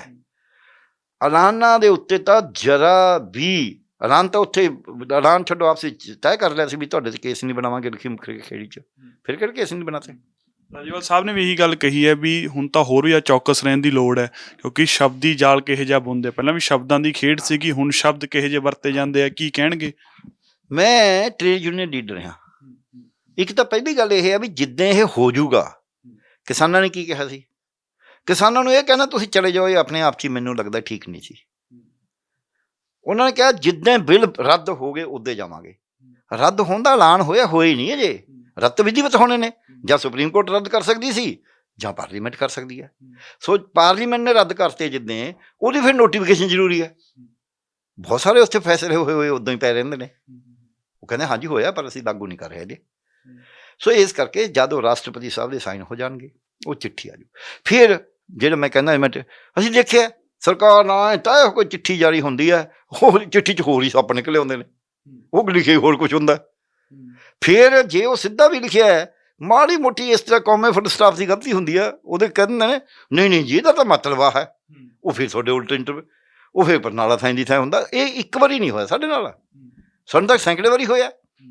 ਪਰ ਮੈਂ ਦੂਜਾ ਪਾਸਾ ਵੀ ਦੇਖਿਆ ਟ੍ਰੇਡ ਯੂਨੀਅਨ ਲੀਡਰ ਦੇ ਤੌਰ 'ਤੇ, ਜਦ ਕੋਈ ਮੁੱਖ ਮੰਤਰੀ, ਸਾਰੀਆਂ ਤਰ੍ਹਾਂ ਦੇ ਮੁੱਖ ਮੰਤਰੀ ਰਹੇ ਨੇ, ਮੁੱਖ ਮੰਤਰੀ ਆਪ ਕਹਿੰਦੇ ਸੀ ਵੀ ਅਸੀਂ ਆਹ ਕਰਾਂਗੇ ਹੁਣੀ, ਪਰ ਤੁਸੀਂ ਆਪਦੀ ਐਜੀਟੇਸ਼ਨ ਉਦੋਂ ਛੱਡਿਓ ਜਦ ਤੁਹਾਨੂੰ ਨੋਟੀਫਿਕੇਸ਼ਨ ਮਿਲ ਜਾਏਗੀ, ਵਿਸ਼ਵਾਸ ਨਾ ਕਰਿਓ। ਆਪ ਕਹਿੰਦੇ ਸੀ। ਇੱਕ ਮੁੱਖ ਮੰਤਰੀ ਨੇ ਸਾਨੂੰ ਇੱਥੋਂ ਤੱਕ ਕਹਿਤਾ ਵੀ ਜੋ ਤੁਹਾਨੂੰ ਕੇਂਦਰ ਦੇਊਗਾ ਉਦੋਂ 50 ਰੁਪਏ ਵੱਧ ਦਿਓ। ਉਦੋਂ 1972 'ਚ 50 ਰੁਪਏ ਬਹੁਤ ਅਮਾਊਂਟ ਸੀ। ਵੀ ਇਹ ਤਾਂ ਵਾਅਦਾ ਹੈ, ਇਹ ਤਾਂ ਤੁਹਾਨੂੰ ਪਤਾ ਵੀ ਸਿਆਸਤਦਾਨਾਂ ਦੇ ਵਾਅਦੇ ਤਾਂ ਵਾਅਦੇ ਹੁੰਦੇ, ਤਾਂ ਤੁਸੀਂ ਵਿਸ਼ਵਾਸ ਕਰੋ ਜਾਂ ਨਾ ਕਰੋ। ਮੁੱਖ ਮੰਤਰੀ ਕਹਿ ਰਿਹਾ ਸਾਡੇ ਟੈਂਟ 'ਚ ਆ ਕੇ, ਇਹ ਤਾਂ ਭਾਵੇਂ ਨਾ ਵਿਸ਼ਵਾਸ ਕਰੋ ਤੁਸੀਂ, ਪਰ ਇੱਕ ਗੱਲ ਪੱਕੀ ਹੈ ਵੀ ਜਿਹੜਾ ਕੇਂਦਰ ਨੇ ਕਿਹਾ ਵੀ ਅਸੀਂ ਆਹ ਦੇਣ ਨੂੰ ਤਿਆਰ ਹਾਂ, ਉਹਦੇ ਅੱਜ ਸ਼ਾਮ ਨੂੰ ਤੁਹਾਨੂੰ ਨੋਟੀਫਿਕੇਸ਼ਨ ਮਿਲ ਜੂਗੀ, ਫਿਰ ਤੁਸੀਂ ਛੱਡਿਓ। ਤੇ ਉਹ ਇਮਾਨਦਾਰ ਸੀ ਇੰਨਾ ਕੁ, ਉਹ ਕਹਿਣ ਲੱਗੇ ਵੀ ਦੇਖੋ ਮੈਂ ਨਾ, ਤੁਸੀਂ ਮੇਰੇ ਸਿਰ ਤੇ ਨਾ ਕੱਚੇ ਧਾਗੇ ਨਾਲ ਤਲਵਾਰ ਲਟਕਾ ਰੱਖੀ ਹੈ। ਅਸਲ 'ਚ ਉੱਥੇ ਬਾਈ ਇਲੈਕਸ਼ਨ ਸੀ ਅੰਮ੍ਰਿਤਸਰ 'ਚ, ਕਹਿੰਦੇ ਤੁਸੀਂ ਹਰਾ ਦੇਣੀ ਹੈ ਵੀ ਮੈਂ ਤਾਂ ਆਇਆ। ਉਹਨਾਂ ਨੇ ਕਹਿਤਾ, ਓਪਨ ਨਹੀਂ ਕਹਿਤਾ। ਮੋਦੀ ਸਾਹਿਬ ਨੂੰ ਕਹਿ ਦੇਣਾ ਸੀ ਵੀ ਯੂਪੀ 'ਚ ਇਲੈਕਸ਼ਨ ਹੈ ਯਾਰ, ਹੁਣ ਮੈਂ ਬਥੇਰਾ ਲਾ ਲਿਆ ਜ਼ੋਰ, ਮੈਨੂੰ ਲੱਗਦਾ ਵੀ ਇਹ ਸਾਨੂੰ ਇੱਥੋਂ ਹਰਾ ਦੇਣਗੇ। ਤੇ ਟਕੈਤ ਸਾਹਿਬ ਨੇ ਕਹਿ ਹੀ ਦਿੱਤਾ ਵੀ ਇਹ 303 ਸੀਟਾਂ ਦੀ ਗੱਲ ਕਰਦੇ ਨੇ, ਕੋਈ ਗੱਲ ਨਹੀਂ 2024 ਤੱਕ ਚੱਲੇਗਾ, ਆਪਾਂ ਇਹਨਾਂ 'ਚ 303 ਹਟਾ ਦਾਂਗੇ, ਕੋਈ ਹੋਰ ਸਰਕਾਰ ਆ ਜੂ ਉਹ ਕਾਨੂੰਨ ਵਾਪਸ ਲੈ ਲੂ। ਸੋ ਇਹ ਗਿਣਤੀਆਂ ਮਿਣਤੀਆਂ ਨੇ, ਨਹੀਂ ਤਾਂ ਅੱਛਾ। ਫਿਰ ਇੱਕ ਹੋਰ ਦੁਖਾਂਤ ਇਹਦੇ 'ਚ ਹੋਇਆ, ਬਸ ਮੈਂ ਇੱਕੋ ਲਾਈਨ ਕਹਾਂਗਾ, ਉਹ ਇਹ ਹੋਇਆ, ਇਹ ਠੀਕ ਹੈ ਜੋ ਲੀਡਰ ਕਹੇ ਉਹਨੂੰ ਮੰਨਿਆ ਜਾਂਦਾ ਹੁੰਦਾ, ਉਹੀ ਗੱਲ ਲੈ ਕੇ ਜਾਣੀ ਹੁੰਦੀ ਹੈ। ਪਰ ਅੱਜ ਤੁਸੀਂ ਕਹਿ ਰਹੇ ਹੋ ਵੀ ਮਤਲਬ ਵੀ ਕੋਈ ਨਹੀਂ ਬਿਨਾਂ ਦੇ ਵਾਪਸ ਹੋਣ ਦਾ, ਐਂ ਫਲਾਣਾ ਤੁਸੀਂ, ਦੂਜੇ ਦਿਨ ਤੁਹਾਡੇ ਲੀਡਰ ਨੇ ਕਹਿੰਦਾ ਫਿਰ ਤੁਸੀਂ ਭਾਸ਼ਾ ਹੀ ਬਦਲ ਲੈਂਦੇ ਹੋ। ਉਹ ਤਾਂ ਲੋਕਾਂ ਨੂੰ ਐਂ ਲੱਗਦਾ ਟਰਨ ਕੋਟ ਕਹਿੰਦੇ ਨੇ ਇੱਕ ਨੂੰ, ਵੀ ਪੁੱਠਾ ਪੜੋ ਚਾਹੇ ਸਿੱਧਾ ਪੜੋ, ਉਹੀ ਜਿਹਾ ਲੱਗਦਾ। ਸੋ ਇਸ ਕਰਕੇ ਟਰਨ ਕੋਟ ਵਾਲੀ ਜਿਹੜੀ ਸਿਆਸਤ ਸਾਡੇ ਸ਼ੁਰੂ ਹੋਈ ਹੈ, ਇਹਦਾ ਮਤਲਬ ਅੰਦਰੂਨੀ ਜਿਹੜਾ ਚਰਚਾ ਹੋਣੀ ਹੈ ਵੀ ਆਹ ਠੀਕ ਆ ਗਲਤ ਹੈ, ਉਹ ਫੈਸਲਿਆਂ 'ਚ ਹੋ ਹੀ ਨਹੀਂ ਰਹੀ ਚਰਚਾ। ਜੋ ਇੱਕ ਨੇ ਕਹਿਤਾ ਉਹ ਸਭ ਉਹੀ ਥੱਲੇ ਤੱਕ ਚੱਲੀ ਜਾਵੇ। ਇਹ ਨੁਕਸਾਨਦਾਇਕ ਹੁੰਦਾ ਜਮਹੂਰੀਅਤ ਵਾਸਤੇ ਵੀ, ਲੋਕਾਂ ਵਾਸਤੇ ਵੀ, ਉਹਨਾਂ ਪਾਰਟੀਆਂ ਵਾਸਤੇ ਵੀ। ਇਹੋ ਜਿਹਾ ਹਾਲ ਕਾਂਗਰਸ 'ਚ ਹੋਇਆ ਸੀ। ਸ਼੍ਰੀਮਤੀ ਇੰਦਰਾ ਗਾਂਧੀ ਜਾਂ ਸੰਜੇ ਗਾਂਧੀ ਦੀ ਗੱਲ ਕੋਈ ਮੋੜ ਨਹੀਂ ਸਕਦਾ ਸੀ, ਅਤੇ ਉਹ ਆਪਾਂ ਨੂੰ ਪਤਾ ਹੀ ਹੈ ਹੁਣ ਕਾਂਗਰਸ ਕਿੱਥੇ ਖੜੀ ਹੈ। ਅਤੇ ਇਹ ਫਿਰ ਕੋਈ ਵੀ ਪਾਰਟੀ ਜਿਹੜੀ ਐਡੇ ਇੱਕ ਅਧਿਕਾਰ ਵੱਲ ਵੱਧ ਜਾਂਦੀ ਹੈ, ਉਹਦਾ ਕਦੇ ਨਾ ਕਦੇ ਬਹੁਤ ਨੁਕਸਾਨ। ਤੇ ਜੋ ਕਿਸਾਨਾਂ ਨੂੰ ਹੁਣ ਕੀ ਕਰਨਾ ਚਾਹੀਦਾ, ਕਿਸਾਨਾਂ ਦੀ ਰਣਨੀਤੀ ਤੁਸੀਂ ਕਿਵੇਂ ਦੇਖਦੇ ਹੋ? ਉਹਨਾਂ ਨੇ ਕਿਹਾ ਹਜੇ ਅਸੀਂ ਜਾਂਦੇ ਨਹੀਂ, ਜਿਹੜੀਆਂ 1-2-3 ਮੰਗਾਂ ਨੇ ਰਹਿ ਗਈਆਂ ਮੁੱਖ, ਉਹ ਤੁਹਾਨੂੰ ਲੱਗਦਾ ਵੀ ਉਹ ਵੀ ਪੂਰੀਆਂ ਕਰ ਦੂਗੀ ਬੀਜੇਪੀ ਸਰਕਾਰ? ਦੇਖੋ ਜੋ ਇਹਦੇ ਵਿੱਚ ਹੈ, ਕਮੇਟੀ ਵਾਲਾ ਰਾਹ ਦਿੱਤਾ ਹੈ ਵੀ ਕਮੇਟੀ ਬਣਾਈ ਜਾਊਗੀ MSP ਤੇ ਜਾਂ ਹੋਰ ਮੁੱਦਿਆਂ ਦੇ ਉੱਤੇ। ਇਹ ਸਮਝਣਾ, ਇੱਕ ਤਾਂ ਕਮੇਟੀ, ਅਸੀਂ ਕਮੇਟੀ ਨੂੰ ਮਿੱਟੀ ਕਹਿੰਦੇ ਹਾਂ ਵੀ ਮਿੱਟੀ 'ਚ ਦੱਬਦਾ, ਅਤੇ ਇੱਕ ਇਹ ਵੀ ਹੈ ਕਮੇਟੀਆਂ ਬਹੁਤ, ਮੈਂ ਬਹੁਤ ਕਮੇਟੀਆਂ ਦਾ ਮੈਂਬਰ ਵੀ ਰਿਹਾ। ਕਈ ਕਮੇਟੀਆਂ ਨੇ ਪਤਾ ਨਹੀਂ ਕਿੰਨਾ ਸੁਹਿਰਦਤਾ ਨਾਲ ਵੀ ਕੰਮ ਕਰੇ ਨੇ, ਉਹ ਮੁੜ ਕੇ ਉਹਦਾ ਸਰਕਾਰ ਦੇ ਉੱਤੇ ਪੂਰਾ ਐਕਸ਼ਨ ਨਹੀਂ ਹੋਇਆ। ਉਹ ਸਰਕਾਰੀ ਅਧਿਕਾਰੀਆਂ ਨੇ ਕਮੇਟੀਆਂ, ਚੀਫ ਸੈਕਟਰੀ ਵਿੱਚ ਨੇ ਤਾਂ ਵੀ। ਸੋ ਕਮੇਟੀਆਂ ਦੀਆਂ ਤਾਂ ਸਿਫਾਰਸ਼ਾਂ ਹੁੰਦੀਆਂ ਨੇ, ਉਹ ਸਰਕਾਰ ਉਹਨਾਂ ਨੂੰ ਵਿਧੀਵਤ ਲਾਗੂ ਕਰਦੀ ਹੈ ਨਹੀਂ ਕਰਦੀ, ਇਹ ਹੋਰ ਚੀਜ਼ ਹੈ। ਸੋ ਇਸ ਕਰਕੇ ਸਾਡੇ ਤਾਂ ਇੱਥੇ ਅਦਾਲਤਾਂ ਦੇ ਫੈਸਲੇ ਲਾਗੂ ਕਰਨ ਵੇਲੇ ਔਖੇ ਹੋ ਜਾਂਦੇ ਲੋਕ, ਕਮੇਟੀਆਂ ਦੀ ਤਾਂ ਗੱਲ ਹੀ ਛੱਡੋ, ਅਦਾਲਤ ਤਾਂ ਬਹੁਤ ਉੱਚੀ ਆ ਉਦੋਂ। ਸੋ ਇਸ ਕਰਕੇ ਮੈਨੂੰ ਐਂ ਲੱਗਦਾ ਹੈ ਵੀ ਇੱਕ ਤਾਂ 1 ਤਰੀਕ ਤੱਕ ਤਾਂ ਕੋਈ ਮਤਲਬ ਜਿੱਦਾਂ ਤੱਕ ਉਹ ਕਾਨੂੰਨ ਵਿਧੀਵਤ ਵਾਪਸ ਨਹੀਂ ਹੋ ਜਾਂਦੇ, ਉਦੋਂ ਤੱਕ ਤਾਂ ਵੈਸੇ ਹੀ ਕਿਸਾਨਾਂ ਨੇ ਨਹੀਂ ਆਉਣਾ। ਉਹ ਤਾਂ ਵੈਸੇ ਹੀ ਠੀਕ ਹੈ, ਉਹਨਾਂ ਨੂੰ ਇਹ ਕਹਿਣਾ ਵੀ ਤੁਸੀਂ ਆਪਦਾ ਘਟਾ ਲਓ ਵਧਾ ਲਓ, ਉਹ ਰੂਟੀਨ ਹੈ। ਔਰ ਅਸੀਂ ਇੱਥੇ ਕਰਿਆ ਕਈ ਵਾਰੀ, ਸਾਨੂੰ ਇੱਕ ਵਾਰੀ ਅਸੀਂ ਰੈਲੀ ਕਰਨੀ, ਸਾਨੂੰ ਕਹਿਣ ਲੱਗੇ ਮੰਤਰੀ ਜੀ, ਕਹਿੰਦੇ ਜੀ 85-86 ਦੀ ਗੱਲ ਹੈ, 88 ਦੀ, ਕਿ ਹੁਣ ਤੁਸੀਂ ਅਸੀਂ ਆਹ ਦੇਖੋ ਤੁਹਾਡੇ ਵਾਸਤੇ ਕਰਦੇ ਹਾਂ, ਇਹ ਕਰਦੇ ਹਾਂ ਵੀ ਤੁਸੀਂ ਵੀ ਸਾਨੂੰ, ਮੈਂ ਜੀ ਕੱਲ੍ਹ ਪਹਿਲਾਂ ਅਸੀਂ ਹੜਤਾਲ ਕਰਕੇ ਆਉਣਾ ਸੀ, ਹੁਣ ਅਸੀਂ ਛੁੱਟੀ ਲੈ ਕੇ ਆ ਜਾਵਾਂਗੇ, ਰੈਲੀ ਤਾਂ ਅਸੀਂ ਕਰਾਂਗੇ। ਸੱਚੀ ਗੱਲ ਹੈ। ਅਤੇ ਉਹਦੇ ਵਿੱਚ ਇਹ ਹੁੰਦਾ ਹੈ ਵੀ ਜਦ ਤੁਸੀਂ, ਉਹ ਵੀ ਤਾਂ ਕਿਉਂਕਿ ਸਾਡੀ 2 ਧਿਰੀ ਗੱਲਬਾਤ ਹੋਈ ਸੀ। ਜੇ ਸਾਡੀ ਗੱਲ ਤੋਂ ਬਿਨਾਂ ਹੀ ਉਹ ਕਹਿੰਦੇ ਮੈਂ ਆਹ ਕਰਿਆ, ਫਿਰ ਤਾਂ ਅਸੀਂ ਤਾਂ ਆਪਦੀ ਰੈਲੀ ਕਰਾਂਗੇ ਨਾ, ਜਿੰਨਾ ਚਿਰ ਹੋਊਗਾ ਨਹੀਂ। ਆਪਾਂ ਸਮਝੀਏ 2 ਧਿਰੀ ਗੱਲਬਾਤ 'ਚ ਇਹ ਤੈਅ ਹੋ ਸਕਦਾ ਸੀ, ਜੇ 2 ਧਿਰੀ ਗੱਲਬਾਤ ਹੁੰਦੀ ਕਿ ਵੀ ਤੁਸੀਂ ਆਹ ਫਿਰ ਐਕਸ਼ਨ ਹੁਣ ਕਿਸੇ ਨਾ ਕਿਸੇ ਤਰ੍ਹਾਂ ਨਰਮ ਕਰੋ, ਪਰ ਜੇ ਗੱਲਬਾਤ ਹੀ ਨਹੀਂ ਹੋਈ, ਉਹਨਾਂ ਨੇ ਇੱਕ ਪਾਸਾ ਅਨਾਊਂਸ ਕਰਤਾ, ਉਹਨਾਂ ਨੇ ਆਪਦੀ ਅਨਾਊਂਸਮੈਂਟ ਕਰਤੀ, ਅਸੀਂ ਆਪਦੀ ਕਰਤੀ, ਉਹ ਪਹਿਲਾਂ ਵੀ ਆਪਦੀਆਂ ਸਾਰਾ ਕੁਛ ਕਰਦੇ ਰਹੇ ਨੇ, ਉਹ ਇਹ ਵੀ ਉਹਨਾਂ 'ਚ ਅਨਾਊਂਸਮੈਂਟ 'ਚ ਇੱਕ ਪਾਰਟ ਹੈ, ਅਸੀਂ ਆਪਦਾ ਕਰੀ ਜਾਵਾਂਗੇ। ਜਿੱਦਾਂ ਕੋਈ ਉਹ ਚਿੱਠੀ ਚੱਠੀ ਜਾਰੀ ਕਰਨਗੇ ਉਦੋਂ ਅਸੀਂ ਫੈਸਲਾ ਕਰ ਲਾਂਗੇ, ਉਦੋਂ ਕਿਸਾਨ ਫੈਸਲਾ ਕਰ ਲੈਣਗੇ। ਕਿਸਾਨ ਲੀਡਰਸ਼ਿਪ ਸਿਆਣੀ ਹੈ ਇਸ ਗੱਲ 'ਚ। ਦੂਜੀ ਗੱਲ MSP ਜਿਹੜੀ ਹੈ, ਇਹ ਬਹੁਤ ਵੱਡਾ ਇਸ਼ੂ ਹੈ। ਇਹਦੇ ਵਿੱਚ ਕਾਫੀ ਕੁਛ ਮੈਨੂੰ ਐਂ ਲੱਗਦਾ ਹੈ ਵੀ ਜਾਂ ਤਾਂ ਜਿਹੜੇ ਨਿੱਜੀ ਹਿੱਤਾਂ ਜਾਂ ਕਿਸੇ ਆਪਦੀ ਸੋਚ ਦੇ ਅਧੀਨ ਉਹ ਇਹ ਕਹਿ ਰਹੇ ਨੇ ਵੀ 17 ਲੱਖ ਕਰੋੜ ਰੁਪਏ ਚਾਹੀਦਾ, ਸਾਡਾ ਤਾਂ 34 ਲੱਖ ਕਰੋੜ ਦਾ ਸਾਰਾ ਬਜਟ ਹੈ, ਇਹ ਤਾਂ ਅੱਧਾ ਬਜਟ ਲੱਗ ਜਾ ਕਰੂ, ਹਰ ਸਾਲ ਕਿੱਥੋਂ ਲਿਆਵਾਂਗੇ, ਇਹ ਕਹਿ ਰਹੇ ਨੇ। ਉਹ 17 ਲੱਖ ਕਰੋੜ ਦੀ ਫਿਗਰ ਗਲਤ ਦੇ ਰਹੇ ਨੇ। ਉਹ ਕਿਵੇਂ? ਇੱਕ ਤਾਂ ਪਹਿਲੀ ਗੱਲ ਤਾਂ 3-4 ਲੱਖ ਕਰੋੜ ਤਾਂ ਉਹਦਾ ਵੇਚੇ ਤੋਂ ਵੀ ਆਉਣਾ ਹੈ, PDS 'ਚ ਵੀ ਤਾਂ ਵੇਚਦੇ ਤਾਂ ਹੈਗੇ ਹੀ ਨੇ, ਚਾਹੇ ਚੌਥਾ ਹਿੱਸਾ ਪੈਸੇ ਲੈਣ, ਪੰਜਵਾਂ ਹਿੱਸਾ ਪੈਸੇ ਤਾਂ ਮਿਲਦੇ ਹੀ ਨੇ ਕੁਛ। ਇੱਕ ਤਾਂ ਉਹ ਪੈਸੇ ਆਉਣੇ ਹੀ ਆਉਣੇ ਨੇ ਕੁਛ ਤਾਂ। ਦੂਜਾ, ਸਾਰਿਆਂ ਨੂੰ ਓਨਾ ਸਸਤਾ ਨਹੀਂ ਦਿੱਤਾ ਜਾਂਦਾ, ਕੁਛ ਨੂੰ ਅੱਧ ਵਿਚਾਲੇ 'ਚ ਦਿੱਤਾ ਜਾਂਦਾ ਹੈ, BPL ਤੇ APL ਇਸ ਤਰ੍ਹਾਂ ਬਣਾ ਕੇ। ਫਿਰ ਇਸ ਤੋਂ ਅੱਗੇ ਇੱਕ ਗੱਲ ਇਹਦੇ 'ਚ ਹੋਰ ਵੀ ਹੈ, ਉਹ ਇਹ ਹੈ, ਉਹ ਕਹਿੰਦੇ ਮਿਨੀਮਮ ਸਪੋਰਟ ਪ੍ਰਾਈਸ ਦੇ ਉੱਤੇ ਪਰਚੇਜ਼ ਦੀ ਗਰੰਟੀ। ਉਹ ਇਹ ਨਹੀਂ ਕਹਿੰਦੇ ਵੀ ਸਰਕਾਰ ਪਰਚੇਜ਼ ਕਰੇ, ਉਹ ਕਹਿੰਦੇ ਨੇ ਵੀ ਤੁਹਾਨੂੰ ਇਹ ਭਾਅ ਮਿਲੂਗਾ ਹੀ ਮਿਲੂਗਾ, ਚਾਹੇ ਪ੍ਰਾਈਵੇਟ ਕਰੇ, ਜੇ ਉਹ ਘੱਟ ਦੇਊਗਾ ਮੰਨ ਲਓ ਕਿਸੇ ਵੀ ਤਰ੍ਹਾਂ, ਤਾਂ ਅਸੀਂ ਤੁਹਾਨੂੰ ਕੰਪਨਸੇਟ ਕਰ ਦਾਂਗੇ, ਉਹਨੇ ਪੈਸੇ ਹੋਰ ਦੇ ਦਾਂਗੇ। ਪੰਜਾਬ ਸਰਕਾਰ ਕਈ ਵਾਰ ਮੁਆਵਜ਼ਾ ਦਿੰਦੀ ਹੈ, ਬੋਨਸ ਕਣਕ 'ਤੇ, ਜਿੰਨਾ ਭਾਅ ਮਿਨੀਮਮ ਆ ਉਦੋਂ ਵੀ 10-20 ਰੁਪਏ ਕਈ ਵਾਰੀ ਵੱਧ ਦੇ ਦਿੰਦੇ ਨੇ, ਉਹਨੂੰ ਬੋਨਸ ਕਹਿ ਦਿੰਦਾ ਵੀ ਬੋਨਸ ਦਿੱਤਾ ਜੀ। ਆਹ ਗੰਨੇ ਦੇ ਉੱਤੇ ਹੀ ਹੈ ਜਿਹੜਾ ਸਪੋਰਟ ਆ, ਉਹਦੀ ਬਜਾਏ ਇੱਕ ASP ਹੈਗੀ ਆ, ਉਹ ਦੇ ਰਹੇ ਨੇ, UP ਵੀ ਦੇ ਰਿਹਾ, ਹਰਿਆਣਾ ਵੀ ਦੇ ਰਿਹਾ, ਪੰਜਾਬ ਵੀ ਦੇ ਰਿਹਾ। ਸੋ ਮੇਰਾ ਕਹਿਣ ਦਾ ਮਤਲਬ ਇਹ ਆ ਵੀ ਜਦ ਤੁਸੀਂ ਮਿਨੀਮਮ ਸਪੋਰਟ ਪ੍ਰਾਈਸ ਦੇ ਪਰਚੇਜ਼ ਨੂੰ ਗਰੰਟੀ ਕਰਨਾ ਹੈ, ਉਦੋਂ ਸਰਕਾਰ ਨੇ ਥੋੜ੍ਹਾ ਸਾਰਾ ਪੈਸਾ ਖਰਚਣਾ। ਉਹਨਾਂ ਦਾ ਇਹ ਕਹਿਣਾ ਵੀ ਜੇ ਇਦੋਂ ਘੱਟ ਲੈਣਾ ਨਹੀਂ, ਮੰਨ ਲਓ ਭਾਅ ਮੰਡੀ 'ਚ ਗਿਰ ਗਿਆ, ਘੱਟ 'ਤੇ ਆ ਗਿਆ, ਉਹਨੇ ਕੁ ਪੈਸੇ ਸਰਕਾਰ ਨੂੰ ਦੇਣੇ ਪੈਣਗੇ, ਸਾਰੇ ਤਾਂ ਦੇਣੇ ਨਹੀਂ ਪੈਂਦੇ। ਫਿਰ ਇੱਕ ਗੱਲ ਹੋਰ ਕਹੀ ਜਾ ਰਹੀ ਹੈ, ਜਿਹੜੀ ਮੈਨੂੰ ਲੱਗਦਾ ਵੀ ਜਨਤਾ ਨੂੰ ਕਲੀਅਰ ਨਹੀਂ ਕਰੀ ਜਾ ਰਹੀ, ਜਿਹਦੇ 'ਚ ਆਮ ਜਨਤਾ ਦਾ ਬਹੁਤ ਵੱਡਾ ਲਾਸ ਖੜਾ ਹੈ। ਉਹ ਇਹ ਕਿਹਾ ਜਾ ਰਿਹਾ ਹੈ ਕਿ ਦੇਖੋ ਜੀ, ਜਿਹੜੀ ਸਰਕਾਰ FCI ਵਗੈਰਾ ਰਾਹੀਂ ਪਰਚੇਜ਼ ਕਰੀ ਹੈ, ਉਹ ਕਿਹਨੇ ਕਿਹਾ ਵੀ ਉਹਨੂੰ ਰੋਕਣਗੇ? ਇਹ ਉਹ ਤਾਂ ਹੋਣੀ ਹੋਣੀ ਹੈ। ਹੋਣੀ ਕਦ ਹੈ? ਜੇ ਪੈਸੇ ਹੋਣਗੇ ਤਾਂ ਹੋਊਗੀ ਨਾ। ਤੁਸੀਂ ਜਵਾਕ ਨੂੰ ਕਹੀ ਜਾਓ ਤੈਨੂੰ ਕਿਤਾਬਾਂ ਲੈ ਕੇ ਦੇਵਾਂਗੇ, ਤੇ ਪੈਸੇ ਤੁਸੀਂ ਰੱਖ ਲਓ ਵੀ ਯਾਰ ਕਿਤਾਬਾਂ ਲੈਣੀਆਂ ਨਹੀਂ, ਜਾਂ ਕਿ ਅੱਧੇ ਪੈਸੇ ਰੱਖੋ ਤੋਂ ਕਿਤਾਬਾਂ ਦੇ, ਫਿਰ ਸਾਰੀਆਂ ਤਾਂ ਉਹਨੂੰ ਆਉਣੀਆਂ ਨਹੀਂ। ਆਹ ਪਿਆ ਇੱਥੇ ਟੇਬਲ 'ਤੇ ਮੇਰੇ ਬਜਟ, ਜਿਹੜਾ ਸੀਤਾਰਮਨ ਜੀ ਨੇ ਬਜਟ ਪੇਸ਼ ਕਰਿਆ ਔਰ ਜਿਹੜਾ ਪਾਸ ਹੋ ਗਿਆ ਇਸ ਸਾਲ ਦਾ, ਜਿਹੜਾ ਹੁਣ ਚੱਲ ਰਿਹਾ ਹੈ, ਪਿਛਲੇ ਸਾਲ 4,24,000 ਕਰੋੜ FCI ਨੂੰ ਦੇਣਾ ਸੀ ਇੰਨੇ ਸਮਾਨਾਂ ਵਾਸਤੇ। ਇਸ ਸਾਲ ਉਹ ਬਜਟ 2,42,000 ਕਰੋੜ ਦਾ ਹੈ, 1,82,000 ਕਰੋੜ ਘਟਾਤਾ, ਅੱਧਾ ਰੱਖ ਸਕਦੇ ਤਕਰੀਬਨ। ਜੇ ਤੁਸੀਂ ਬਜਟ ਹੀ ਪੈਸੇ ਅੱਧੇ ਨੇ ਤੁਹਾਡੇ ਬੋਝੇ 'ਚ, ਤੁਸੀਂ ਪੂਰਾ ਕਿਵੇਂ ਖਰੀਦ ਲੋਗੇ ਜਿੰਨਾ ਪਹਿਲਾਂ ਖਰੀਦਦੇ ਸੀ? ਜੇ ਖਰੀਦੋਗੇ ਘੱਟ, ਫਿਰ ਉਹ ਪੂਰਾ ਵੰਡੋਗੇ ਕਿਵੇਂ? ਇਹਦਾ ਮਤਲਬ ਤੁਸੀਂ ਸਾਰਿਆਂ ਨੂੰ ਨਹੀਂ ਦਿਓਗੇ, ਵਿੱਚੋਂ ਕੱਢ ਦੋਗੇ ਬੰਦਿਆਂ ਨੂੰ।